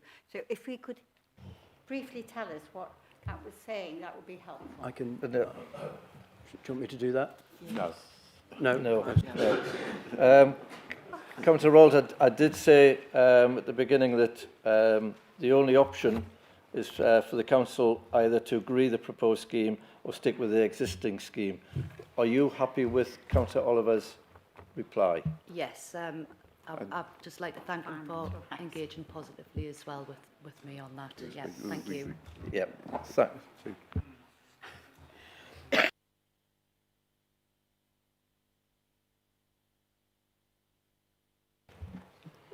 Thank you. No, it's debate. Back to your list. Is it all right? No, No, I've got, okay. I've got people coming in first. Councillor Swinbank, and it's debate, Councillor Swinbank, as you know. Thank you, Chair. We in the Green Group are well aware that we need to make substantial savings in the budget this year. We know we need to balance that budget. We do support the banding of this council tax support scheme. We think that's a good idea to make those savings. However, we feel the principle of making those cuts should be across the council, should be across all council services, and not to take £2 million worth of savings out, placed on the backs of some of our poorest working residents during the cost of living crisis. So we can't support this proposal. Councillor Swinburne. Councillor Hunter. Thank you, Chair. I appreciate a more simpler system, because often the people that are claiming it's difficult when you've got to go through a long process and complicated forms. My concern, and rather as a debate and rather as a question, is can we ensure that everybody, if they're struggling, gets the help they need or get directed to it? And it could be that there's other benefits that can claim to help them move forward. Just make sure that the support's there for the people that needs it. Councillor Hunter, and we have Councillor Oakley to finish off. Thank you, Chair. I just wanted to say that I thought that this scheme is actually quite fair. And I, I really hope that Councillor Flowers and others like that never are in a position where they need to get the support. I really don't think they understand how much poverty really bites in, and this scheme really helps those people. Thank you. Thank you, Councillor Oakley. Is it a point of order for Councillor? Is it a point of order or no? Right. I'm going to go to Councillor Oliver to sum up. And could you explain? Councillor Dale. Yes, thank you very much. Can I just mention, and thank you very much for your report. I'm sorry I didn't hear the other word thing, but maybe we could sort that out later. Councillor Oliver will explain that when he sums up. Councillor Dale. Just say make some comments, please, and on the report, Councillor. I think when I have looked in detail, and I looked at the impact assessment, also I looked at all the responses to the consultation, and I just would like to say we only had 23 responses, which was quite a low number, and that was just something. I do agree with the CAB. I've got a lot of value with them, but the integrated impact assessment report is very clear about saying, can we proceed with care? And I think that acknowledges what everybody is saying, that we have some vulnerable people who might find the rollout is quite difficult. And we need to ensure as members that we know that there is something in place to ensure that it doesn't have an impact on their health and well-being, as is mentioned in the report. And that is important to me, and anybody who is on the Inequalities Working Group will understand exactly what we're talking about. So if we could have some assessment about actually how you're going to deliver this to those people who are in need, to ensure that they don't have there's no health faults, anything like that, that would be grateful. Thank you, Councillor Dale. I'll now go to Councillor Oliver to sum up. And could you explain what Councillor Rawls was for the people at the back who couldn't hear? Please, Councillor Oliver. Okay, so I'll start with that, and then I'll respond to the comments. What Councillor Rawls was suggesting was two things. The first thing was some additional protections for people with high disability needs, and the second thing was for unpaid carers, a similar protection. So that was a sort of financial thing that would impact the scheme, would mean a recalculation of the base, and it's just something we can't, even if we all 69 of us or however many are in the room agreed that we couldn't do it today. The other point was around, a similar point to the one that Councillor Dale has just made, was around basically review and making sure that the impact of this after it's been implemented is properly reviewed. That is something that we can agree to, and I think all groups would be very keen to be involved in that, given the important nature of what we're proposing. So hopefully that explains that. I'd like to thank Councillor Dickinson and Councillor Dunn and Councillor Oakley for their very sort of measured and sort of sensible comments. That's really appreciated. I think we are, to pick up on Councillor Flower's points, I can sort of understand the fact that this is an expensive scheme if you look at it, but I think if you drill it down to an individual household level, the amounts of money that involved are not so great, and for people in those circumstances, it really is important. So I think there's what we'll probably agree on is that there is it's obviously it is an expensive thing. What we would probably disagree on is how best to deal with it. And my view would be to try and get people into a position where they actually no longer need to even claim the support, and give them better job opportunities, give them better skills training, try and find ways to improve their health outcomes and so on. So I think that's it's probably a nuanced difference of approach, but I understand where he's coming from. I would just highlight that we do not borrow money for revenue expenditure like this. So this will have no impact on our debt. Our debt is not £1 billion at the moment. It's just over 800 million, and of that,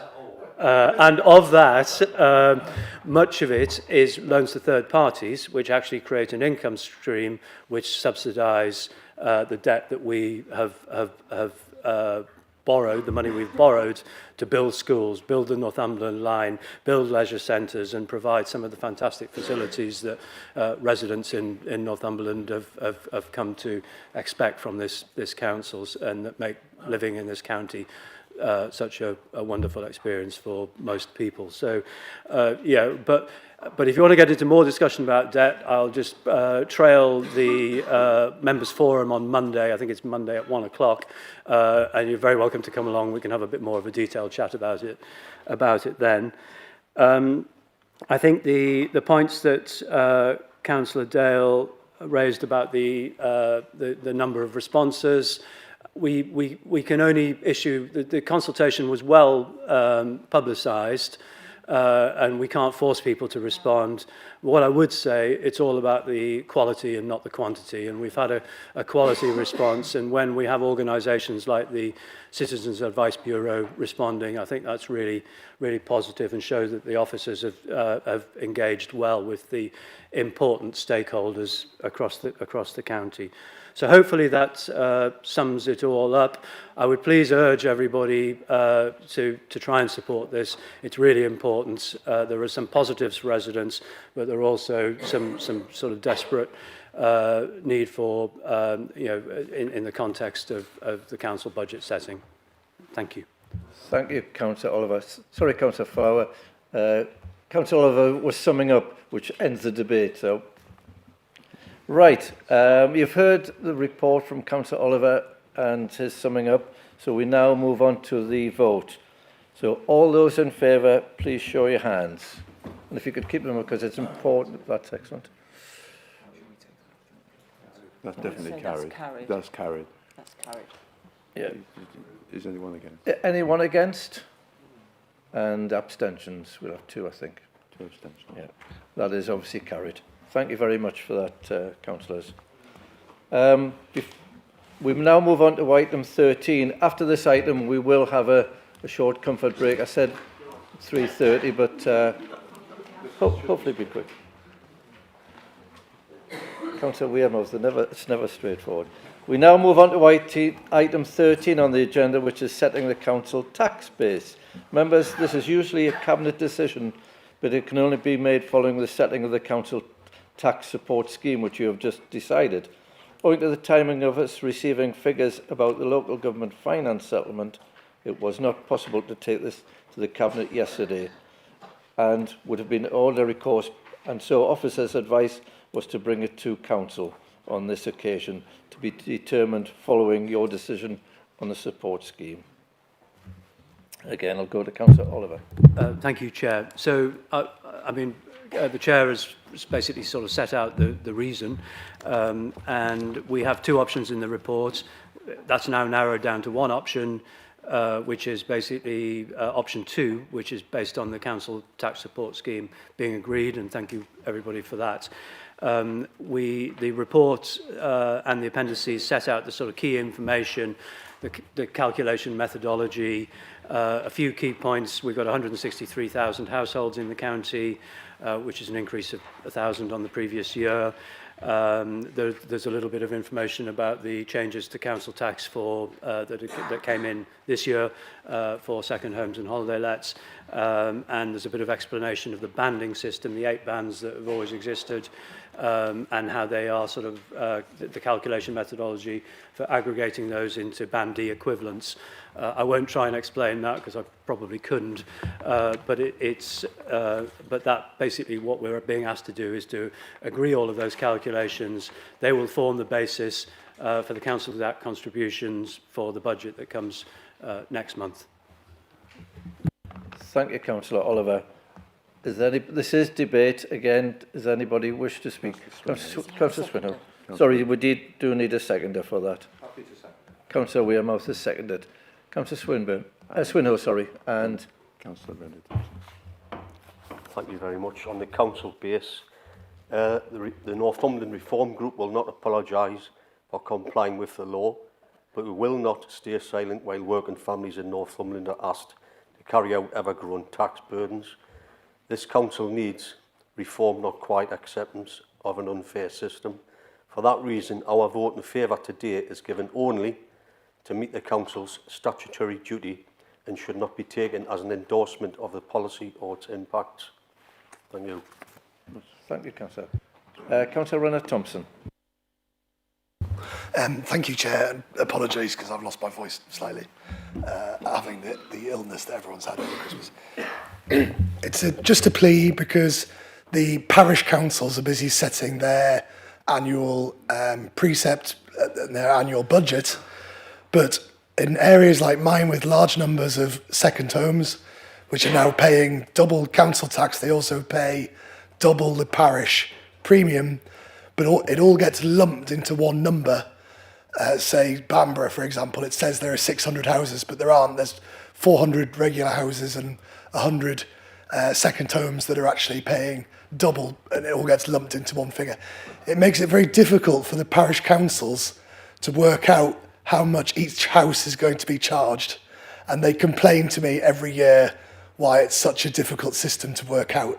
So if they could get some sort of ready reckoner or some sort of help from someone in the council accounts department so they can work out which of those houses are the second homes paying double and which of those houses are their regular residents.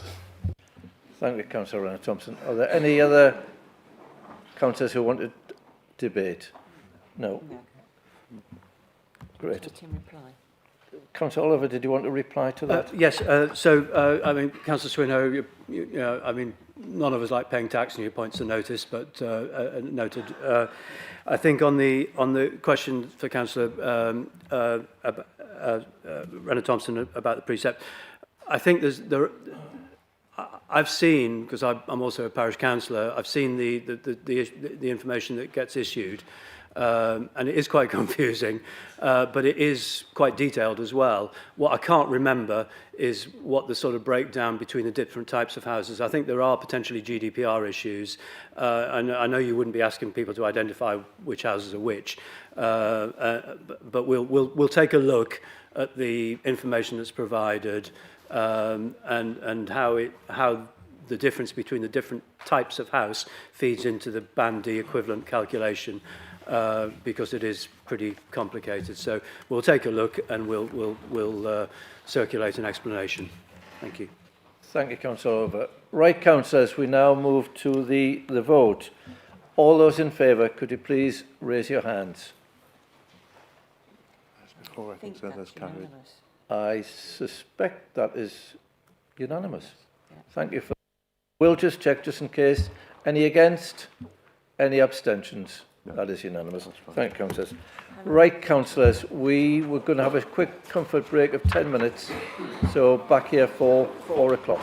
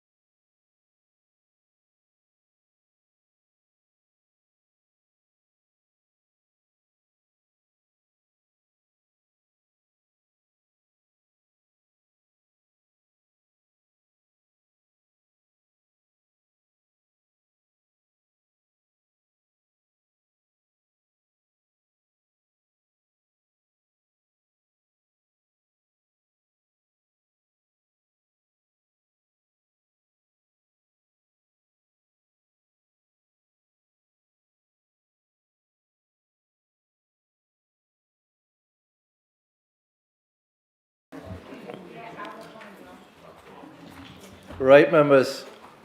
We now move on to item 14 on the agenda, which is the report by the monitoring officer regarding appointment of the independent person.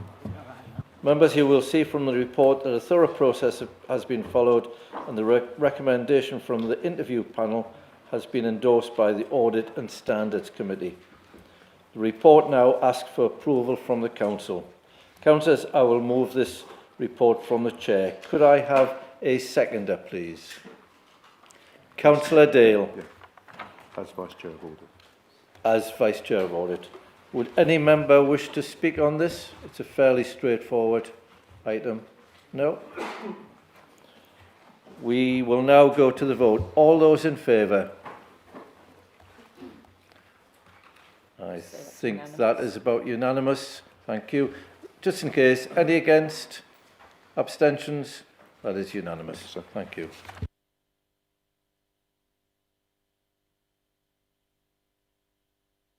The next item on today's agenda is item 15. It is a report in relation to the Hexham Fire Station call-in. Members, this matter relates to a call-in of the...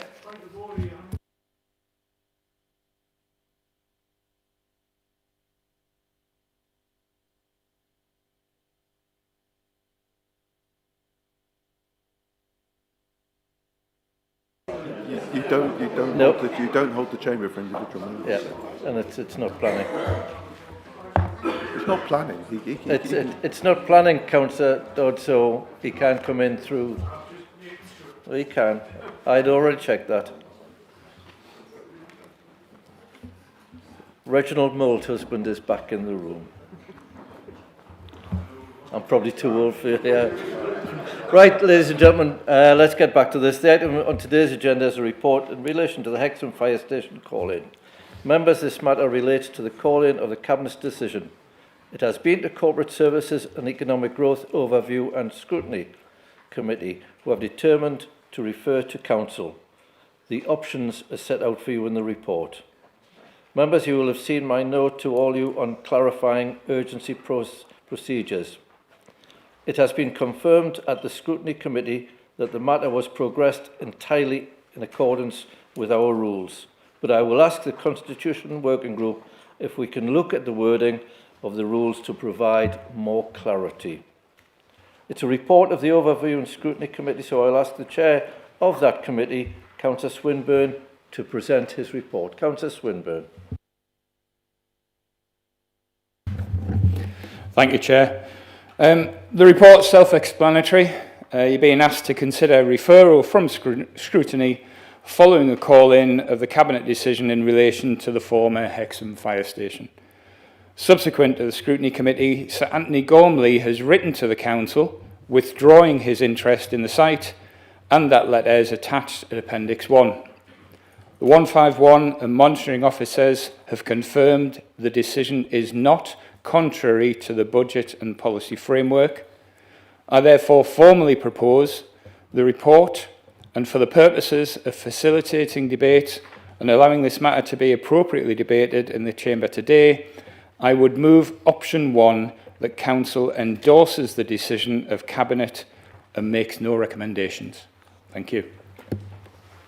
Thank you, Councillor Swinburne. Could I have a seconder, please? Councillor Dungate. We will now move to the debate on this matter, which is debated in the usual way. Councillor Kennedy. Sorry? I'm just reading it. Councillor Kennedy, Councillor Wilkinson. Councillor Kennedy. Thank you, Chair. Okay. Well, what a mess. County Council was presented with an offer from Sir Anthony Gormley, a gift horse. That gift horse was looked at, and then the leader took it to the knacker's yard and shot it. We should not be in this position.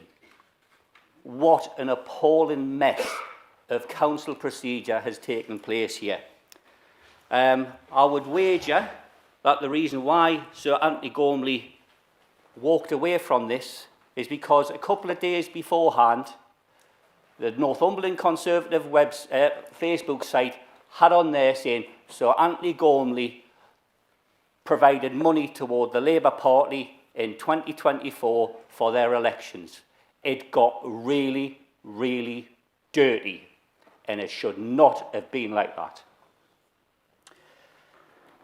A lot of time was spent on this by me, by the leader, by many, many people. But there was some despicable acts all the way through this. One, a demolition notice was placed on to demolish the old fire station, which Anthony Gormley had asked to purchase at a market rate, without councillors knowing. We didn't know anything about it. Two, the Cabinet then sent it through as an urgent decision. Again, no mention of it to those involved. Again, a despicable act. Three, the scrutiny chair was informed, well, I think 2 scrutiny chairs were informed of that that was going to be an urgent matter going to Cabinet, and basically shoot down the Sir Anthony Gormley decision. Those 2, both members of the group, that is the Cabinet, both Conservatives, just nodded their head and said yes, just let it go through, with no reference to those on those scrutiny committees. No explanation. 4, a petition, a live petition. Councillor Penny Grennan from Hexham Town Council has already mentioned this. That was live. We are supposed to be inviting the public to speak to us, to help engage with us and try and direct us. That was a live petition, and it was just purely and utterly ignored by the urgency of that Cabinet decision. And 5, no explanation as to why that was an urgent Cabinet decision. I have asked the leader, I've asked officers, I've asked everybody. I cannot get an answer as to why that was an urgent decision. And the reason why? Because it wasn't. So I think there's been a number of failures in here. A number of failures. I think the biggest thing, the message I would like to send back is, Conservatives, you have 27 seats out of 69. And you're treating the rest of the opposition, which is 42 members, with you're just dismissing us. 5 members signed the call-in procedure. Councillor Kennedy, I've given you an extra minute, so could you finish off? You're very kind. I know you've given extra minutes to other Tories as well, of course. Sorry, Councillor. Yeah, well, that's true. No, Councillor, Yeah. could you apologise for that comment, please? Of course, I'll apologise. I should have you. said extra minutes. But I will apologise for that, of course. But let's get this straight. 27 Conservatives in this council. There's 69 councillors in total. The 42 opposition members feel disenchanted by what's going on in here. Thank you, Councillor Kennedy. I've given you an extra minute and a half. I'm not finished. So there's 42 of us disenchanted. Councillor Kennedy. Yeah, I've given you an extra minute and a half. I will finish now. I'll finish now. But we are disenchanted. That you can't go on like this. So I would suggest we do make changes to that. Councillor and actually Kennedy. Ask Councillor that Kennedy. we go back to Sir Anthony Gormley and start a further negotiation with him. And I'll leave it at that. Thank you, Councillor Kennedy. Councillor Robinson. Thank you, Chair. I was one of the members on the Scrutiny Committee that voted to bring this here today, and the reason is quite simple. I don't think that the procedure which was followed, I believe, is adequate. I don't think it represents us. And the reason I'm saying that is because I think this decision was a strategic decision on behalf of this council. If you're going to enlarge the local depot to service the whole of Wester County, that's a strategic decision, and should have had at least cross-party scrutiny, if not full council support.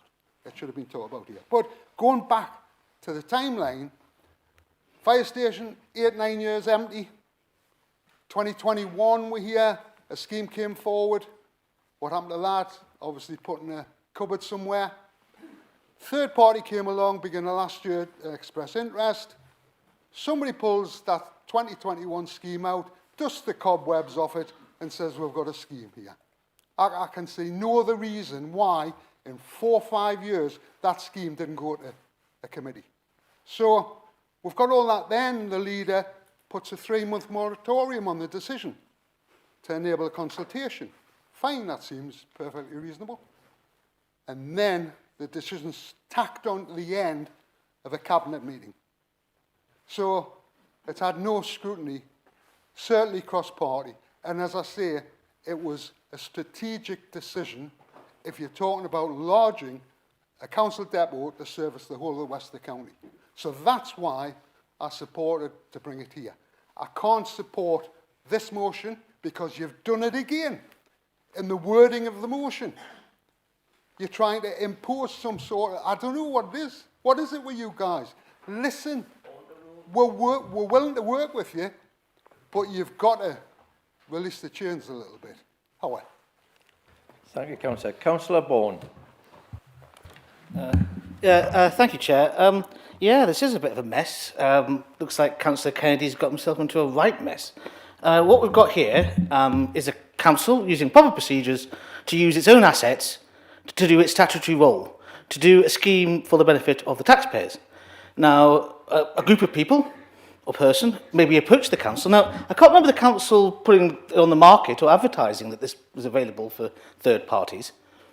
It is decided to exercise its judgment, to use its assets. And now, just because he and his friends have come up with some scheme with a third party, who's now withdrawn his support, why is this a gift horse? It was basically giving the land to an individual to use it as a private storage for a very rich individual. I don't understand how that benefits. It's not going to be a public, the proposal wasn't some kind of public installation. It wasn't going to be an open gallery open to the public. It was going to be a storage area for a very rich man to store his stuff. Now, yeah, okay, people want to jump on bandwagons, and then a petition started based on this premise that this land's available to third parties when the council has never advertised it as being available. And the council has been forward a scheme to carry out statutory duties to change its facilities, which it has to do by central government to change the way it processes, it's things it collects. So I really don't understand how we've got here. The decision's been made quite properly. He's upset about it. He's made himself look silly, especially as now there is no alternative. There is no third party. So the council needs to proceed with its plan, and he can grandstand all he wants, but the reality is we just need to get this sorted so the scheme can proceed. Thank you. Thank you, Councillor Bourne. Councillor Mather. Thanks, Chair. I'll stay a seat if that's all right. The Tyne Mills site has never been marketed. It's been long allocated as a purpose for the new Fleet Depot. Many people have tried to buy that site, and we've said no to all of them because we have a reason for that. It's not going to be a wagon park or a bin storage or whatever other story people want to spin. This is a high valued fleet depot that's going to service our vehicles. That depot is home to over 120 staff from many departments and maintains over 160 vehicles. And this team has felt demoralised by the communications that some councillors in this room have done over the matter and tried to use it as a grandstand. Our staff, this cabinet knows, and a lot of councillors in this room know, our staff are the most important asset that we have. I've seen firsthand the conditions myself. It's deteriorating, it's cramped. We're expecting staff to work outside in all weathers. It's not acceptable. That's why this council wants to build a fit-for-purpose depot for those staff, and quickly. It's not a luxury item, a nice to have, it's essential. It's been well explained about the extra cost of either a split site or the idea of moving it onto the site where the house is. All of that has been shared with those individuals. They don't seem keen to share that with the public. We just simply don't have that luxury of extra money to want to do that. Or does the staff want it? Or does the union want it? The union has backed the site on the fire station. And due to poor politics, these valued staff have been affected. And it's slowed down this investment. And I was incredibly disappointed in the scrutiny process. And I'll tell you this, one member of the Liberal Democrat Party, one independent contacted me as cabinet member to seek that further information. And guess what? All of the Conservatives that was on that scrutiny contacted me. Some of them went to the site to see it firsthand so they could make an informed decision. That scrutiny meeting, I'm up to questions, but we didn't get questioned at that scrutiny. There was no scrutiny. It was a political grandstand, and sadly that's affected staff morale and this council moving forward, and I'm incredibly disappointed to have to say that today. Thank you. Thank you, Councillor Mather. I have two more. I have Councillor Dickinson and Councillor Sanderson. Thank you, Mr. Chairman. What a bit of a pickle this has turned out to be. I do have to say that I think it's disrespectful to refer to Northumbrians who decided to sign a petition to give the strength of feeling for their community, for the council to listen as just jumping on the bandwagon, because I think actually those people are interested in Hexham, they had an idea, they wanted the council to listen and explore it. So I think calling them names like that isn't helpful. We are supposed to be a democracy. The council is supposed to listen to the residents that they represent. Now I turn to the decision. So the decision for me isn't whether the outcome of the decision is correct or not, and I mentioned this on Friday. The decision for me is the abuse of power from the authority to circumnavigate a process and call something urgent, to slip it in under the radar without being publicised, without being open and transparent with all the petitioners and everybody else that was involved, all the local members who didn't know it was going that day. This is about process. Now, if that is a lie, Glenn, which you're telling us it is, then show me the evidence of that. Show me the evidence of why you decided it was an urgent item. I've asked in scrutiny, I've asked in leaders' meetings, I've asked everywhere. Nobody can tell me what the urgency of that decision was to make you circumnavigate the processes of this council, abuse your power, and take something to council, cabinet, that you wanted to decide on that day. Now, if somebody had just come and said, this was the urgent item, this is why it's urgent, this is why it's met the threshold in the Constitution, this is why we're treating it as an urgent item and not publicising it to the public, that would have been a different story. That did not happen, and still nobody can tell me why. So for me, the outcome is now the outcome. We are in the position we are in because of the way we have done things. So I hope that lessons are learned from this, because there are 42 members that the signatures represented, and I just wish and I hope that people now listen and think moving forward that these types of decisions probably aren't the best ones, given that we're all, and it's been a positive meeting up until this point, but we'll have to call out things when it's not right, and this is one of those times. Thank you, Councillor Dickinson. Councillor Dale, and I have 5 more now. I'm not taking any more. So, Councillor Dale. Thank you very much. Can I just say thank you that this has been difficult for everybody. And more difficult probably for the officers. And I have great respect for everybody, and certainly for the Highways Department. And one of the things, I did come to the Scrutiny Committee, and for those who spoke to me afterwards, I think I was quite clear to some of the, Councillor Wearmouth was there, you can respond. I was very clear about the process. And I think we've all got a lesson to learn about the process. I think I've brought this up before. People keep on saying we can't scrutinise. We do have a plan, the formal what you call it in place, the actual plans, forward plan in place, and we need to look at that more carefully. As scrutiny committees need to be more careful and scrutinise and ask for items to be scrutinised. But not only that, which I have brought up before, we need to ensure that all cabinet decisions are put under scrutiny on the committee, on the forward plan, well in advance so they can be called in, so we can get people in to come in and explain what it's about. So we feel we have taken part in that decision. And we can then feed back to the Cabinet as we normally do. So I think we've got some work to do on the Constitution about that.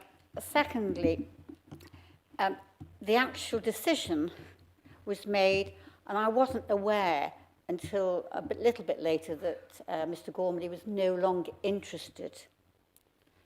So on that piece there, I was the lead member in charge of the DSO in Tynedale Council, and I had that area under my watch.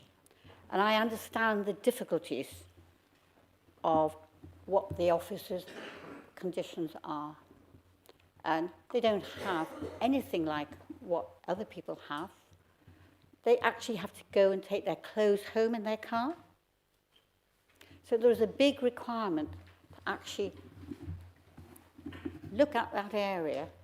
And I think Councillor Mather has looked at it, and we see the plans. Let's see the plans. Let's have a look at them, because we can all have an input and say, well, what about this or what about that? And I'm afraid that I think that the opportunity now is we've got the culture. Bradford's going to be the culture of the north and whatever come out. Let's get Hexham on the route. Give Hexham the support, and let's give Mr. Gormley the support where he can go ahead. But let's support our officers in the work they do. Because I can only say, I was at Burl the other day, and if you saw the amount of gritters that were going out, it was an amazing sight. And anybody who hasn't been to the Burl depot, go and have a look, because you'll be astounded by the amount of work they do and the work this council does. So I think we need to go back to the Constitution Working Group and have a really good look at the forward plan and also the decision making. And if, under what Councillor Stroffman and Councillor Kennedy said about the urgent decision, how that was made and how things like that would be made in the future. Thank you, Councillor Dale. Councillor Swinbank. And please keep note of the time. Thank you, Chair. I was one of those that put my name on the call-in request. I have no problem at all with the fact that the Cabinet made the decision and officers inputted into that decision, and I trust that that was the correct decision. The reason I put my name on the call-in request, like Councillor Dickinson, was that I didn't consider that putting it on urgently onto the Cabinet papers was the right thing to do in this situation. There's a lot of public interest in this question, and we have as yet not been given a good explanation as to why it was so urgent, and that is after numerous of us asking that very question.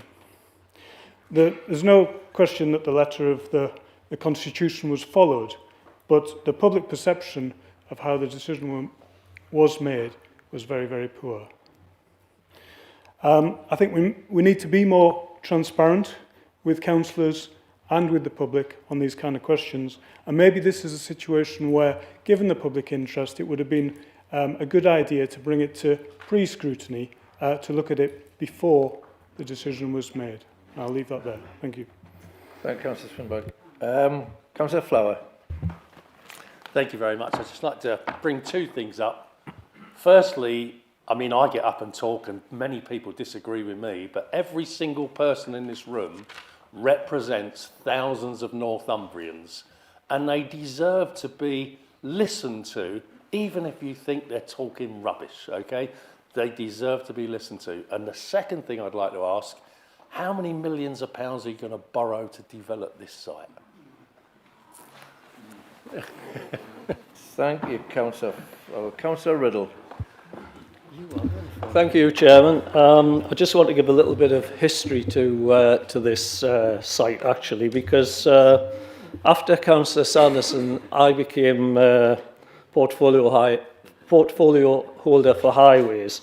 And at that time, we did a review of depots, and we had to do a little bit of urgent work at Hexham because some of it wasn't really fit for purpose at all. I think we spent about £400,000 then on some temporary mobile office accommodation, but we also put £6 million into the medium-term financial plan for this type of thing, for our local services depots. The fire station site was never, in my belief, up for sale. And I think that I'll leave the leader to address the matter of urgency.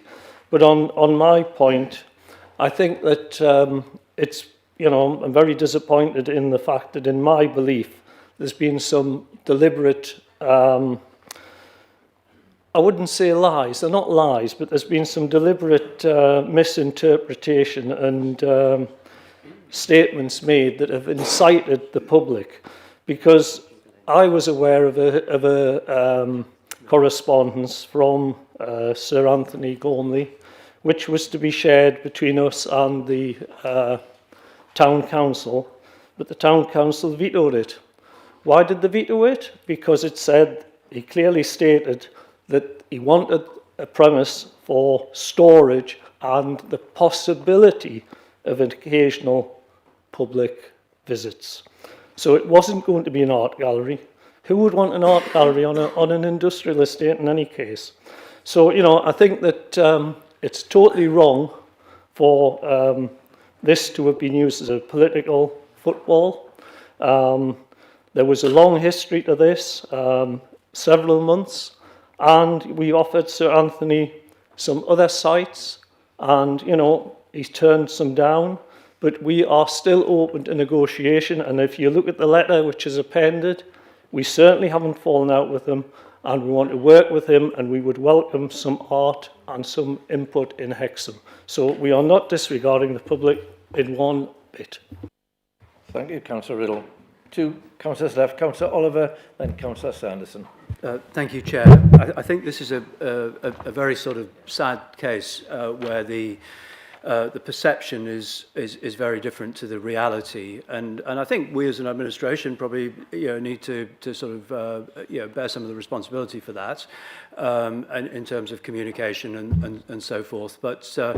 But I also think there has been some deliberate. I have spoken to people. I'm in the adjoining ward, and I've spoken to people in my ward who have contacted me saying, "Why are you doing this?" And when I explain the facts to them, their position completely changes. And they said, well, so-and-so told me this. And I went to a public meeting at the fire station, and I was told by politicians that this was what was happening.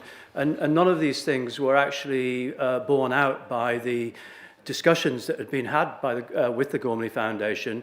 And we were talking about two different things. So when we hear about it being a world-renowned arts centre, a public gallery, that was not what was being proposed. Now, we wanted to work with the Gormley Foundation to create some public display, and we're still willing to do that. The fire station is the only piece of land in Hexham contiguous with the existing depot. We've had a very detailed look at the extra costs that would be borne, the extra money we would have to borrow to develop a split site operation. We've taken a look at the house, the site of the house next door. We've spent money on architects' fees and technical assessments, and we've shared those with Councillor Kennedy and others. And when the information is shared, it seems to be accepted. And then we hear completely different things, and that's really disappointing. I think there's a couple of other points. The petition was started immediately after the leader spoke to somebody in Hexham and told them about the decision that was being made. And in a funny sort of way, it wasn't actually a decision. The decision was made in 2021 to develop the Tyne Mills depot. And when councillors in Hexham pretend that they didn't know about that, well, either they were asleep on the job or they've got very short memories. And I think it was a clear decision. It was delayed for good reasons. There was a development of a flood alleviation scheme in Hexham. There was no point in developing the site when it was still subject to the same sort of storm risks that happened with Storm Desmond in 2015. COVID also got in the way, and we got back to it as soon as we possibly could. The plans were being developed. The first part is to apply for planning permission to to knock the building down, and then all hell broke loose. But there had been 2 years of discussions, or at that point, 1 year and 8 months of discussions with the Gormley Foundation. They first contacted us in November 2023. We first told them in November 2023 it wasn't for sale. I made 2 approaches on behalf of other people for a cycling hub and a climbing centre for that site to be used, to be told that it wasn't for sale, and the council were using it as a Hexham depot. I had discussions with officers in this room about that, and they were quite clear. I was disappointed, but I accepted it. And this is, you know, we've just had a very, very different approach. So I think, you know, we all have lessons to learn. Totally understand that, but I think we've just got to be a bit more straightforward going forward. Thank you, Councillor Oliver. I'm good, gentlemen, please. I'm going to bring in Councillor Dungate because he seconded the motion. If Councillor Dungate wishes to speak, then I'll bring Councillor Sanderson in and Councillor Swinburne, who proposed it, to finish off. Thank you, Chair. The Cabinet has huge responsibilities for our county and as such has to make many, many important decisions.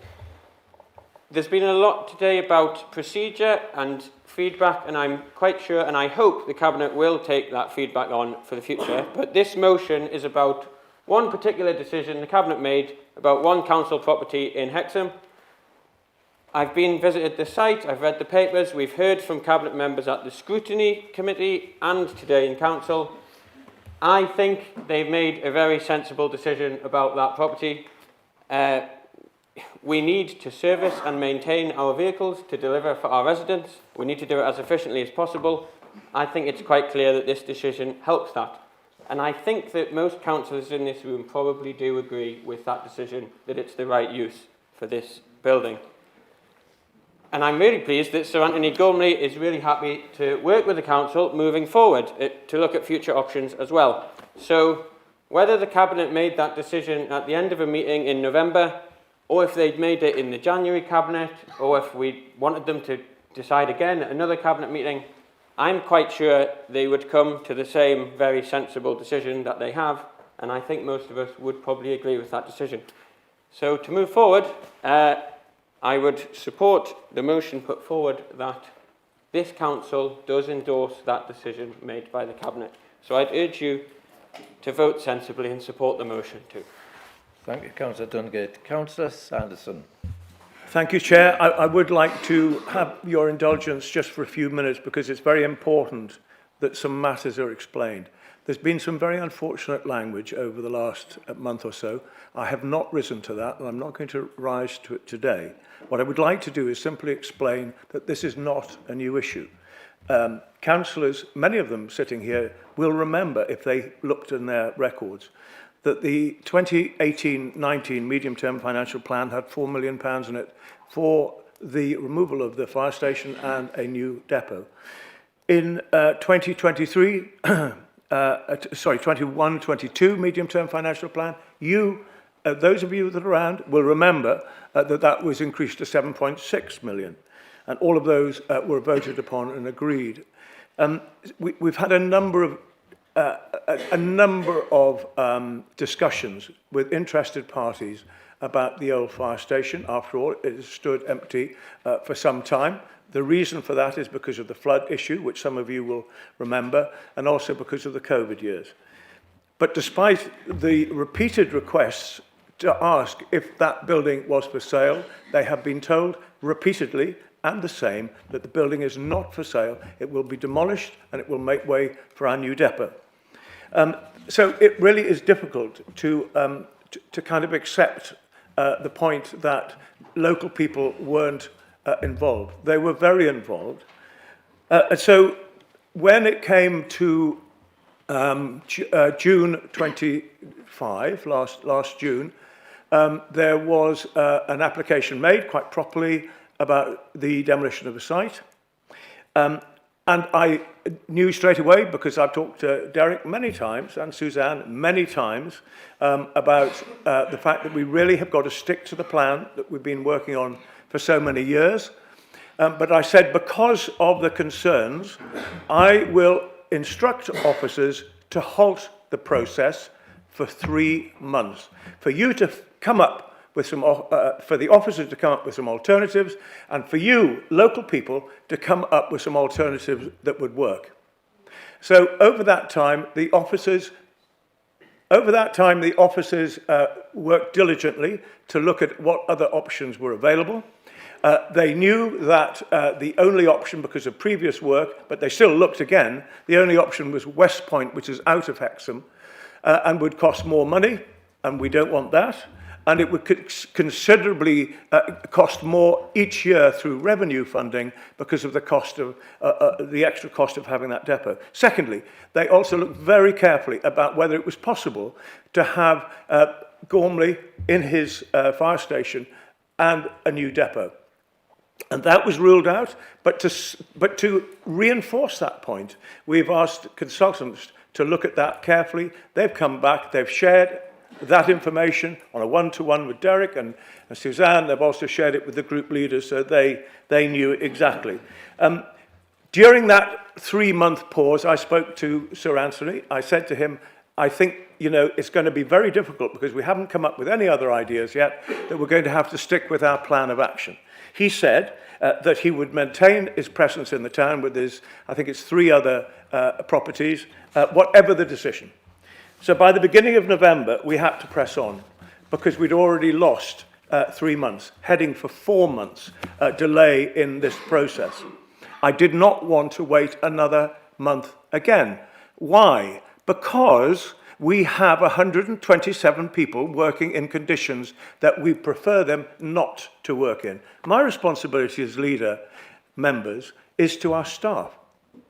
So having given 4 months, nearly 5 months, for officers to work on their options, for local people to work on theirs, and still no further forward, I decided that we had to take this quickly because we had just spent too long on it. Now, in terms of talking to members, there were a number of members that were aware of this, but we took that decision because of the need for speed, because we had to crack on, because I did not want to have these really important staff working longer than they had to. Plus, remember that we also have this new recycling initiative starting later this year, and we have to have the space to be able to deal with the vehicles and so on. So anyway, the following Friday, I spoke to Sir Anthony, and the Chief Executive was with me on the call. I made it clear to him that we will continue to work with him. We'd already offered him, as an alternative, the Fellside building in Hexham, which is in the town centre, which has got really good parking. He decided he didn't want that, but the offer was made to have that building. But he said that he was very happy to work with us going forward. He would like some help with a statue, and he'd also like to have some help with moving forward Hexham as a town of culture. So at that meeting, which the Chief Executive was present at, he wanted to close the difficulties. He was aware that there was a lot of unfortunate language being used on all sides, really. So he suggested that we did a joint statement that Friday to be concluded at 3 o'clock that Friday that made it clear he was standing down, he understood our position, he would consider the Fellside building as something for aspiring artists and so on, and he welcomed our agreement to support the statue. So I agreed that, he agreed that. It was then sent to Hexham Town Council to agree, and they refused to do that.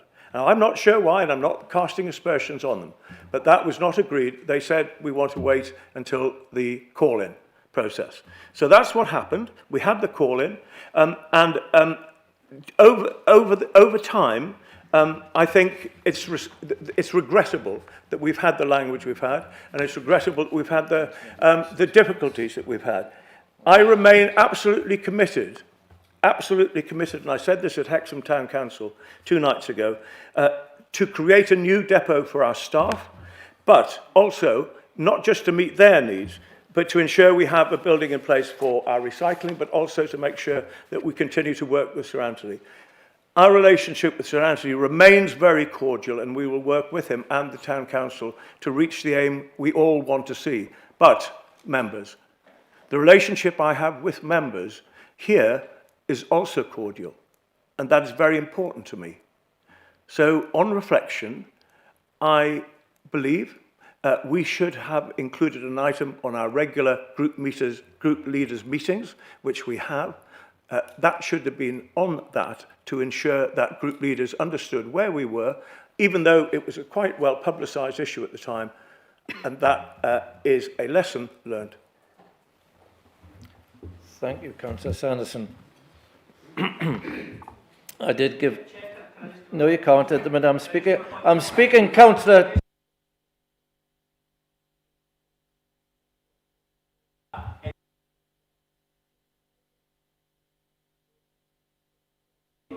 Councillor. Right, Councillor. Well, it'd be good if you did. Councillor, I was just about to say, because of you having extra time, which I give you, over your 3 minutes, I allowed other councillors to have more time. Now, I give Councillor Sanderson an extra time because I think it's a very complex situation and we want clarification. You should know that because you're the one who always asks for clarity. We're giving you clarity. So, but please don't question my actions. Right, councillors. We will now go to the vote. Sorry, Councillor Swinburne to sum up as he proposed it. Swinburne even. It's been a long day. Chair, please don't confuse me. It's enough when the emails go to Councillor Swinbank and vice versa. But if I could just point out to Councillor Kennedy that at the Scrutiny Committee he went way over time on the second time, so please don't start preaching. So if I could just sum up there were a number of reasons listed in the request for call-in. And as mentioned at the scrutiny meeting, these were the requester's own reasons and not any fault of the process, which was in fact correct. And it appears obvious that some members are not clear what scrutiny is meant for. And indeed, some cases would prefer it to be filled by all members, which would then turn it into full council, despite the fact that, as we know, some members don't attend meetings at all. I'm conscious that we have a number of new members, and I've asked that training is arranged for all members to provide help and support on the scrutiny process. We all want to stand up for what we believe in and support our residents, but we also have a responsibility to our staff and a corporate duty to our residents also, while maintaining responsibility for the public purse. You've heard the facts laid out by the leader. So I ask that Council endorses the decision of Cabinet and makes no recommendations. Thank you. Thank you, Councillor. We now go to the vote. Can we have a show of hands? Those in favour, please. If you can count those, Neil. If you could keep your hands raised.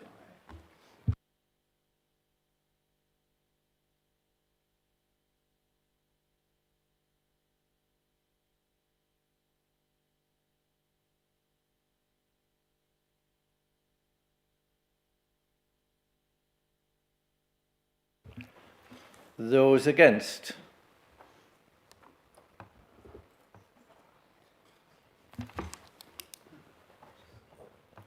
(34) 13 in favour. 13 against. And abstentions, please. Yeah,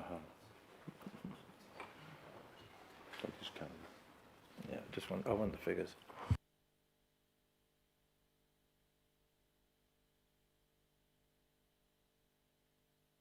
Thank you, councillors. Thank you. 34, 13 against and 18 abstentions. So that is carried. Thank you for that, councillors. Right. 16, yeah. I'll just get that out. All right, councillors. The final item on today's agenda is a motion. Now, councillors, we don't get too many motions, so we have printed out what the procedures are, but I will go through them. And on the, what colour would it, orange? Salmon. Salmon, I think. In accordance with the Council Procedures Rules, Councillor Peart to move the motion which was received by Democratic Services on the 15th of December 2025. This is set out in your agenda papers and I don't propose that it is read out. Before I move to Councillor Peart to present his motion, I would like to remind members of the procedure, which I think will assist us all. There is also a note which has been circulated. Firstly, I will ask the proposer of the motion, Councillor Peart, to move the motion, and I will ask for a seconder. I will then ask Councillor Peart to make his speech in support of the motion. Councillor Peart will have 5 minutes to speak. After that, the seconder may make a speech or reserve their speech till later in the debate. I will then ask if anyone else wants to speak in the debate. Please indicate in the usual way. Members, you will have 3 minutes to make your speeches. No members may speak again, except that Councillor Peart will have the right of reply at the end of the debate. After the debate has finished, we will move to the vote. I will ask in favour, against and abstentions in the usual way. So now I will invite Councillor Peart to move and present his motion. Councillor Peart. Right, I'd like to formally submit the motion to the Chamber for to go through. Would you like us to read the motion out? Are you all happy with what you've got?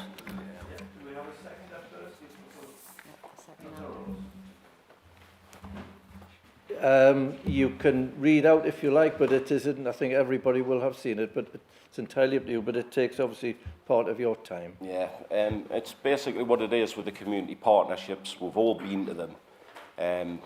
My opinion, they're not particularly good. I've been to 2. First one, it was well attended for the corporate plan, and hopefully you got what you needed. You got all your buzzwords and everything like that to put in the report moving forward. But that's a separate issue. The second one, what were attended, it was very poorly attended. I think there was one member of the public there, we got nothing for it. And it was, when the officers came to present, they were presenting to the same councillors who would be in the previous meetings.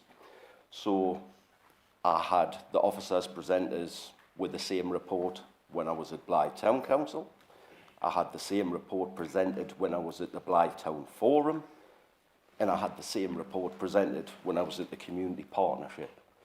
Now, it's a complete duplication of what we're doing. In my opinion, it's need tangible benefits.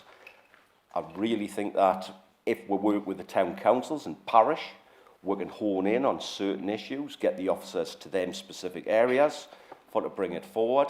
And I do believe that will benefit we're greater moving through with it. They do need a full looking at. I've had vice chairs of certain groups saying they're a waste of time. I've had councillors who've been here a long time saying that they're not fit for purpose and it's the worst inception that they've ever had. So this is an option forward to move forward and see if we're going to actually make them a bit more tangible. Thank you. Thank you, Councillor Peart. Councillor Rawls, do you want to speak now or do you want to hold it back till later in the debate? I'll hold it back till later. Certainly.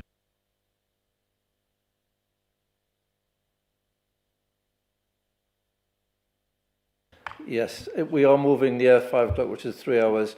Are you happy to suspend standing orders so we can finish this? Agreed? Agreed. Thank you for that. Do we have anybody who wishes to speak? Councillor Castle, Councillor Dodd.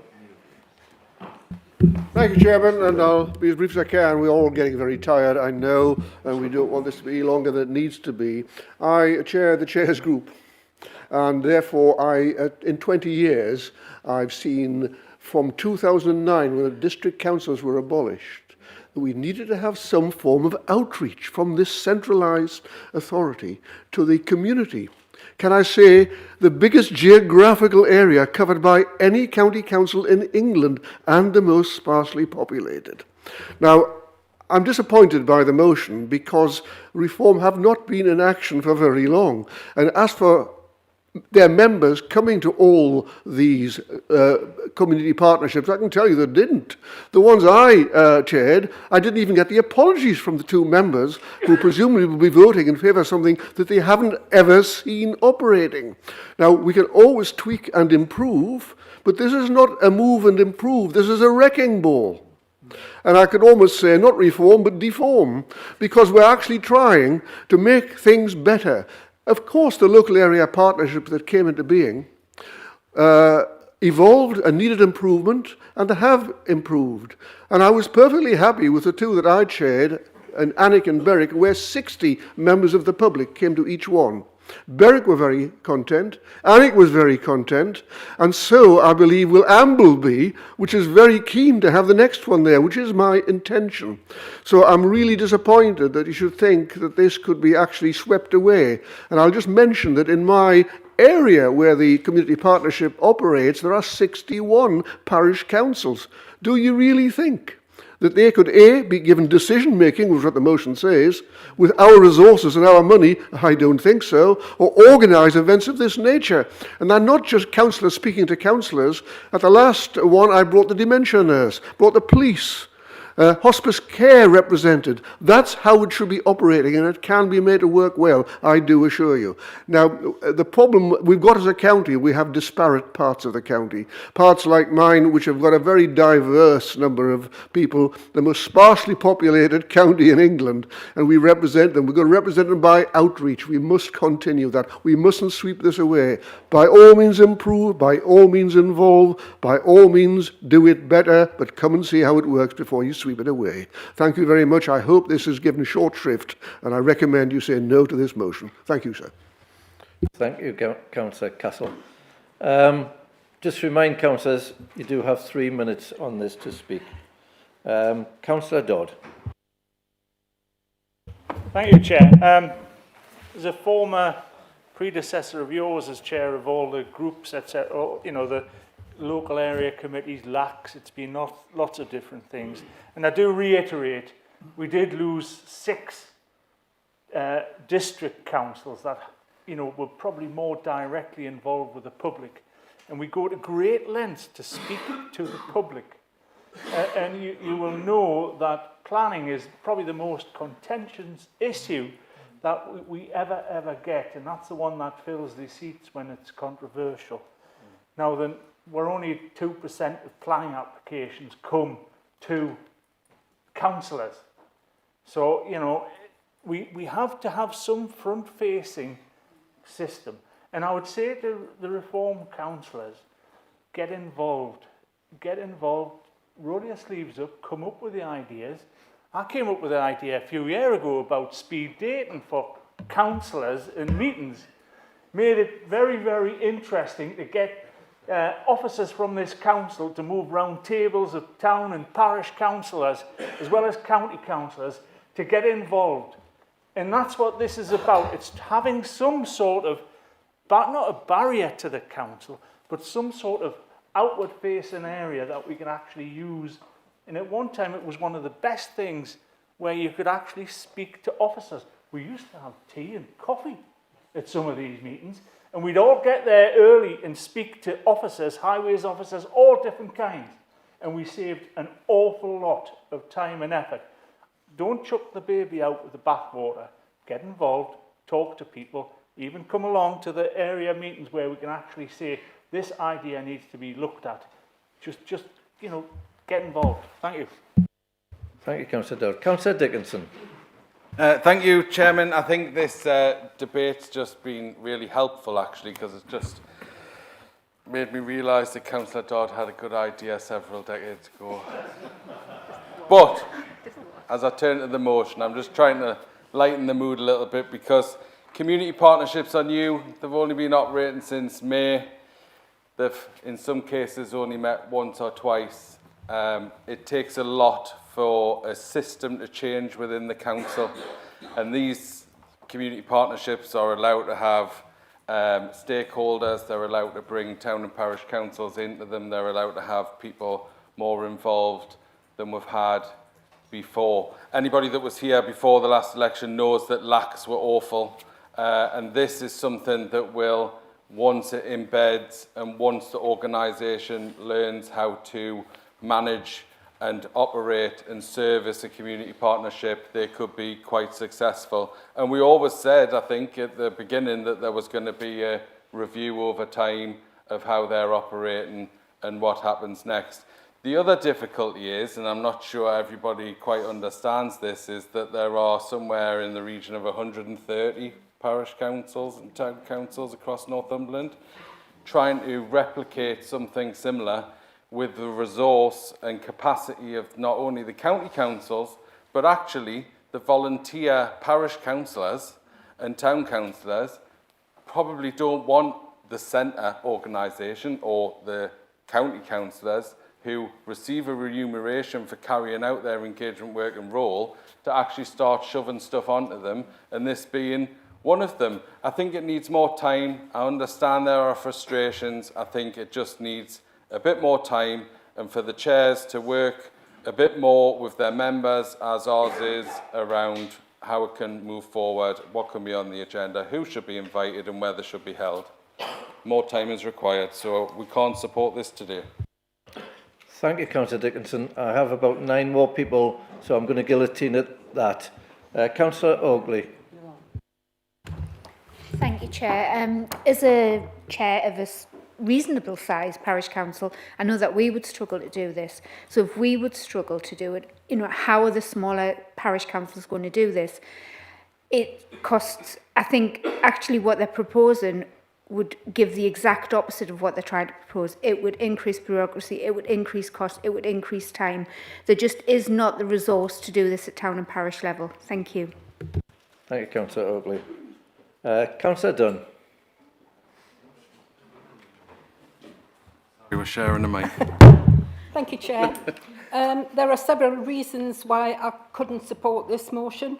Smaller, and some of them have already been mentioned, smaller parish councils operate with a very limited budget, very few staff, often relying on one very part-time clerk.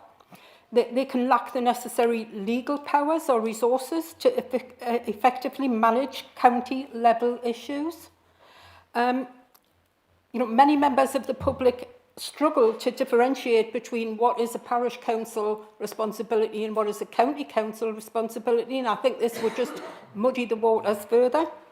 And whilst there is much room for improvement with the current system of the community partnerships, I think this proposal would have the opposite impact.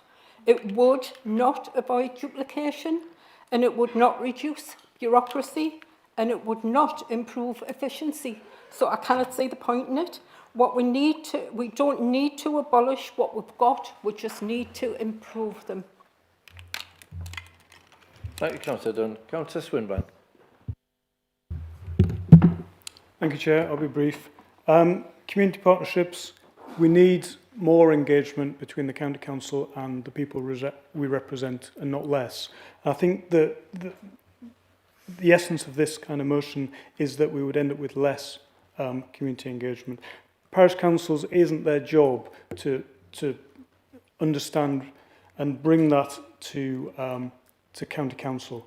These services aren't run by parish councils, they're run by the county council, and we need to find out directly from residents what is issued. One suggestion I made when we were discussing this earlier this year was that parish councils actually have a standing agenda item on those partnership meetings, so they can actually bring items directly. So we could do community partnerships better, but I would urge that all councillors get behind the concept of them, engage with them, and bring forward ideas to improve community partnerships. Thank you. Thank you, Councillor Swinburne. Councillor Guy Rennett-Thompson. My points have already been made, Chairman. Thank you. That's great, thank you. Councillor Kennedy. Thank you, Chair. I think there's been some really good points made. First of all, I welcome reform actually bringing motion. So I don't you know, that's a good idea, because it means we debate things and we listen to things, and that's good. So well done for bringing the motion. However, I don't agree with this one. I do think the problem we have is that Northumberland is huge. It's like a small country, but it's very, very dominated by Morpeth. Everything is done in Morpeth. And I think that is where we have the concerns. And I think it is now up to, it's now up to the community partnerships to actually fill the void, as Councillor Dodd mentioned about what the districts used to do. And it is up to the community partners to fill that void and actually have it as a conduit in a way of communicating, you know, listening and conversing with those areas, the parishes, the police, and all the other services, and the residents of those areas. So, obviously, early days with them. You know, let's see how we get on with them. But I think that you know, I'm a glass half full type of guy, and I do hope they become a very important attribute of how County Council communicates with its residents and its other bodies. Thank you. Councillor Dale. Thank you very much. Councillor Dale, you can stay seated if you prefer. So I think I can read now. Thank you very much. I think the main thing is thank you for bringing this up, because it does need discussion. We do need to have a look at how our partnerships are working. They're obviously working in different ways in different areas. Can I just say, and I dare say this, but when we went back to the early 2000s, the County Council had a really good framework in place. I actually represented the district on the county area, and we had all the partners there, and they were all very alive. They used to go around, and the information we could gather, whether we were setting the budget properly, with proper presentations and everything else, and the value to those committees were immense. So I think we need to have a good look right across the board. We don't even advertise them. We don't see any advertisements saying we're having our next meeting or whatever. We don't, as members of a committee, I don't even get an agenda choice. We don't get agenda sent to us to think about. So there's lots and lots of opportunity now to actually say, right, we really want to get this right. Can we all work together, please, and have an input? Thank you, Councillor Dale. I have Councillor Wearmouth, then I'll go to Councillor Rawls and Councillor Peart. Councillor Wearmouth. Thank you, Chair. So I was quite direct the last time you brought a motion. I'll be less direct on this, because I think actually it's done for a particular reason. You're trying to avoid duplication. I think that the reason in particular, Councillor Roll, that perhaps you experience more duplication than most is because of the number of things that are happening in Blythe, in terms of you have a town council which is very active, you have a town forum, which is a sort of a place for the town and county council to discuss, and then you have a town board as well, which is something that's mandated by government in terms of distributing funds and so on and so forth. And so I sit in a lot of those meetings as well, and it is frustrating when you see the same presentation 2 or 3 times, but they're to different audiences in different settings, in different discussions, and they can't all, unfortunately, happen in the same place. And I understand where you're coming from with that. But other speakers have mentioned, you know, that other organisations are different. Parishes meet on a very infrequent basis, aren't equipped to be doing the same things as Councillor Oakley, for example, has mentioned. And I don't think that we can put those duties onto them. I think that the LACs, I think someone kind of half said it already, they were incredibly dull. They were dreadful. In fact, I did not enjoy attending them. I have to say, the one that the community partnership that I've attended so far with Councillor Dodd have been different. We had a great discussion on the local plan. We had the some parish and town councillors along. I thought that was a good discussion. I think that it's incumbent on chairs, but also on councillors more generally, to make the topics interesting and engaging. In some respects, we're not onto a winner, really. It's really difficult to get the public to come along to a council meeting. The thing that it's not burning in your imagination when you get home from a hard day's work is, I must go along and watch the local community partnership or what have you, or even a full council. I mean, how often do we get members of the public? It's lovely to see them when they do come. So, you know, it's a balancing act, and without planning there, as it isn't now, that's going to be even more challenging in some respects, because planning gets everybody's excitement and juices going, does it not? I think that what I would like to see is for them to adapt, to change and to reflect experience in different parts of the community. I think everyone is doing it a bit differently. I don't necessarily think that's a bad thing.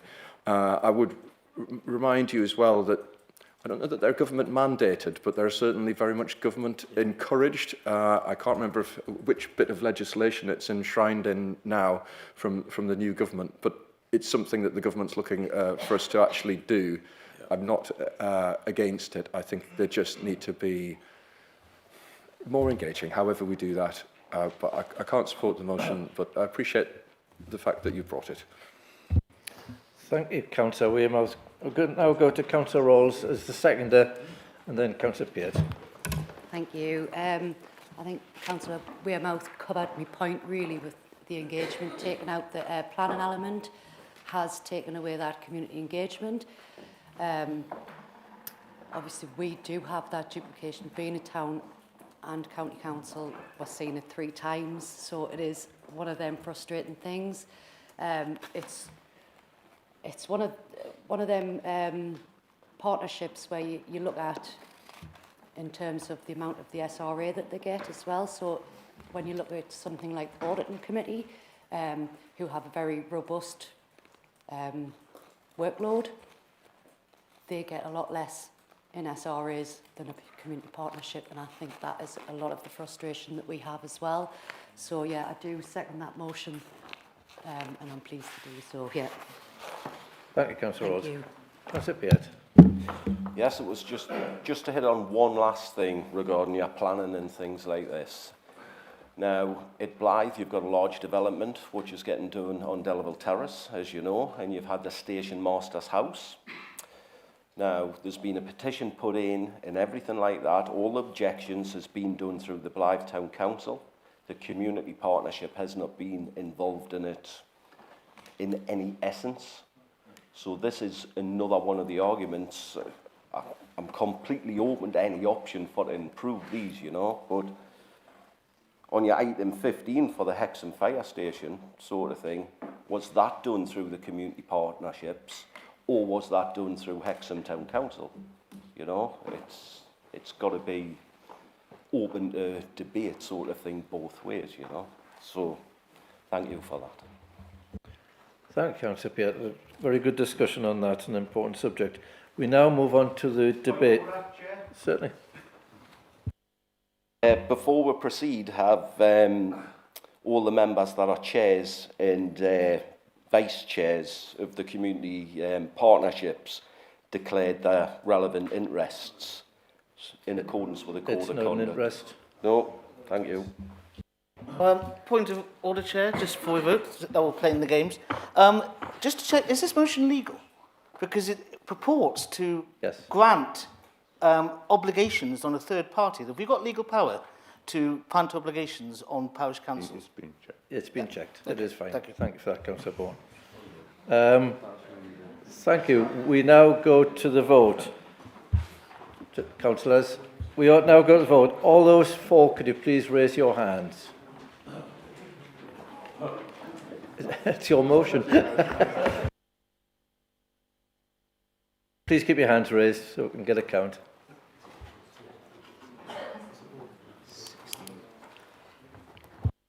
All those against? Yes, count. Yeah, can we have figures?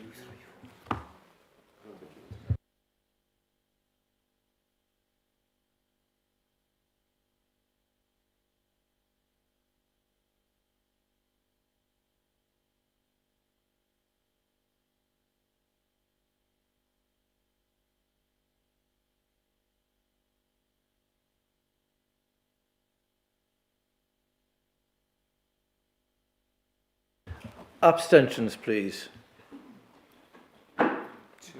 Two. Right, councillors. 16 for, 41 against, 2 abstentions.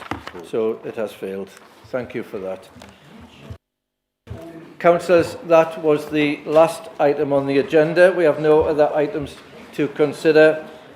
Please remember that the February meeting will be 2 o'clock again. Thank you, ladies and gentlemen, and now close the meeting.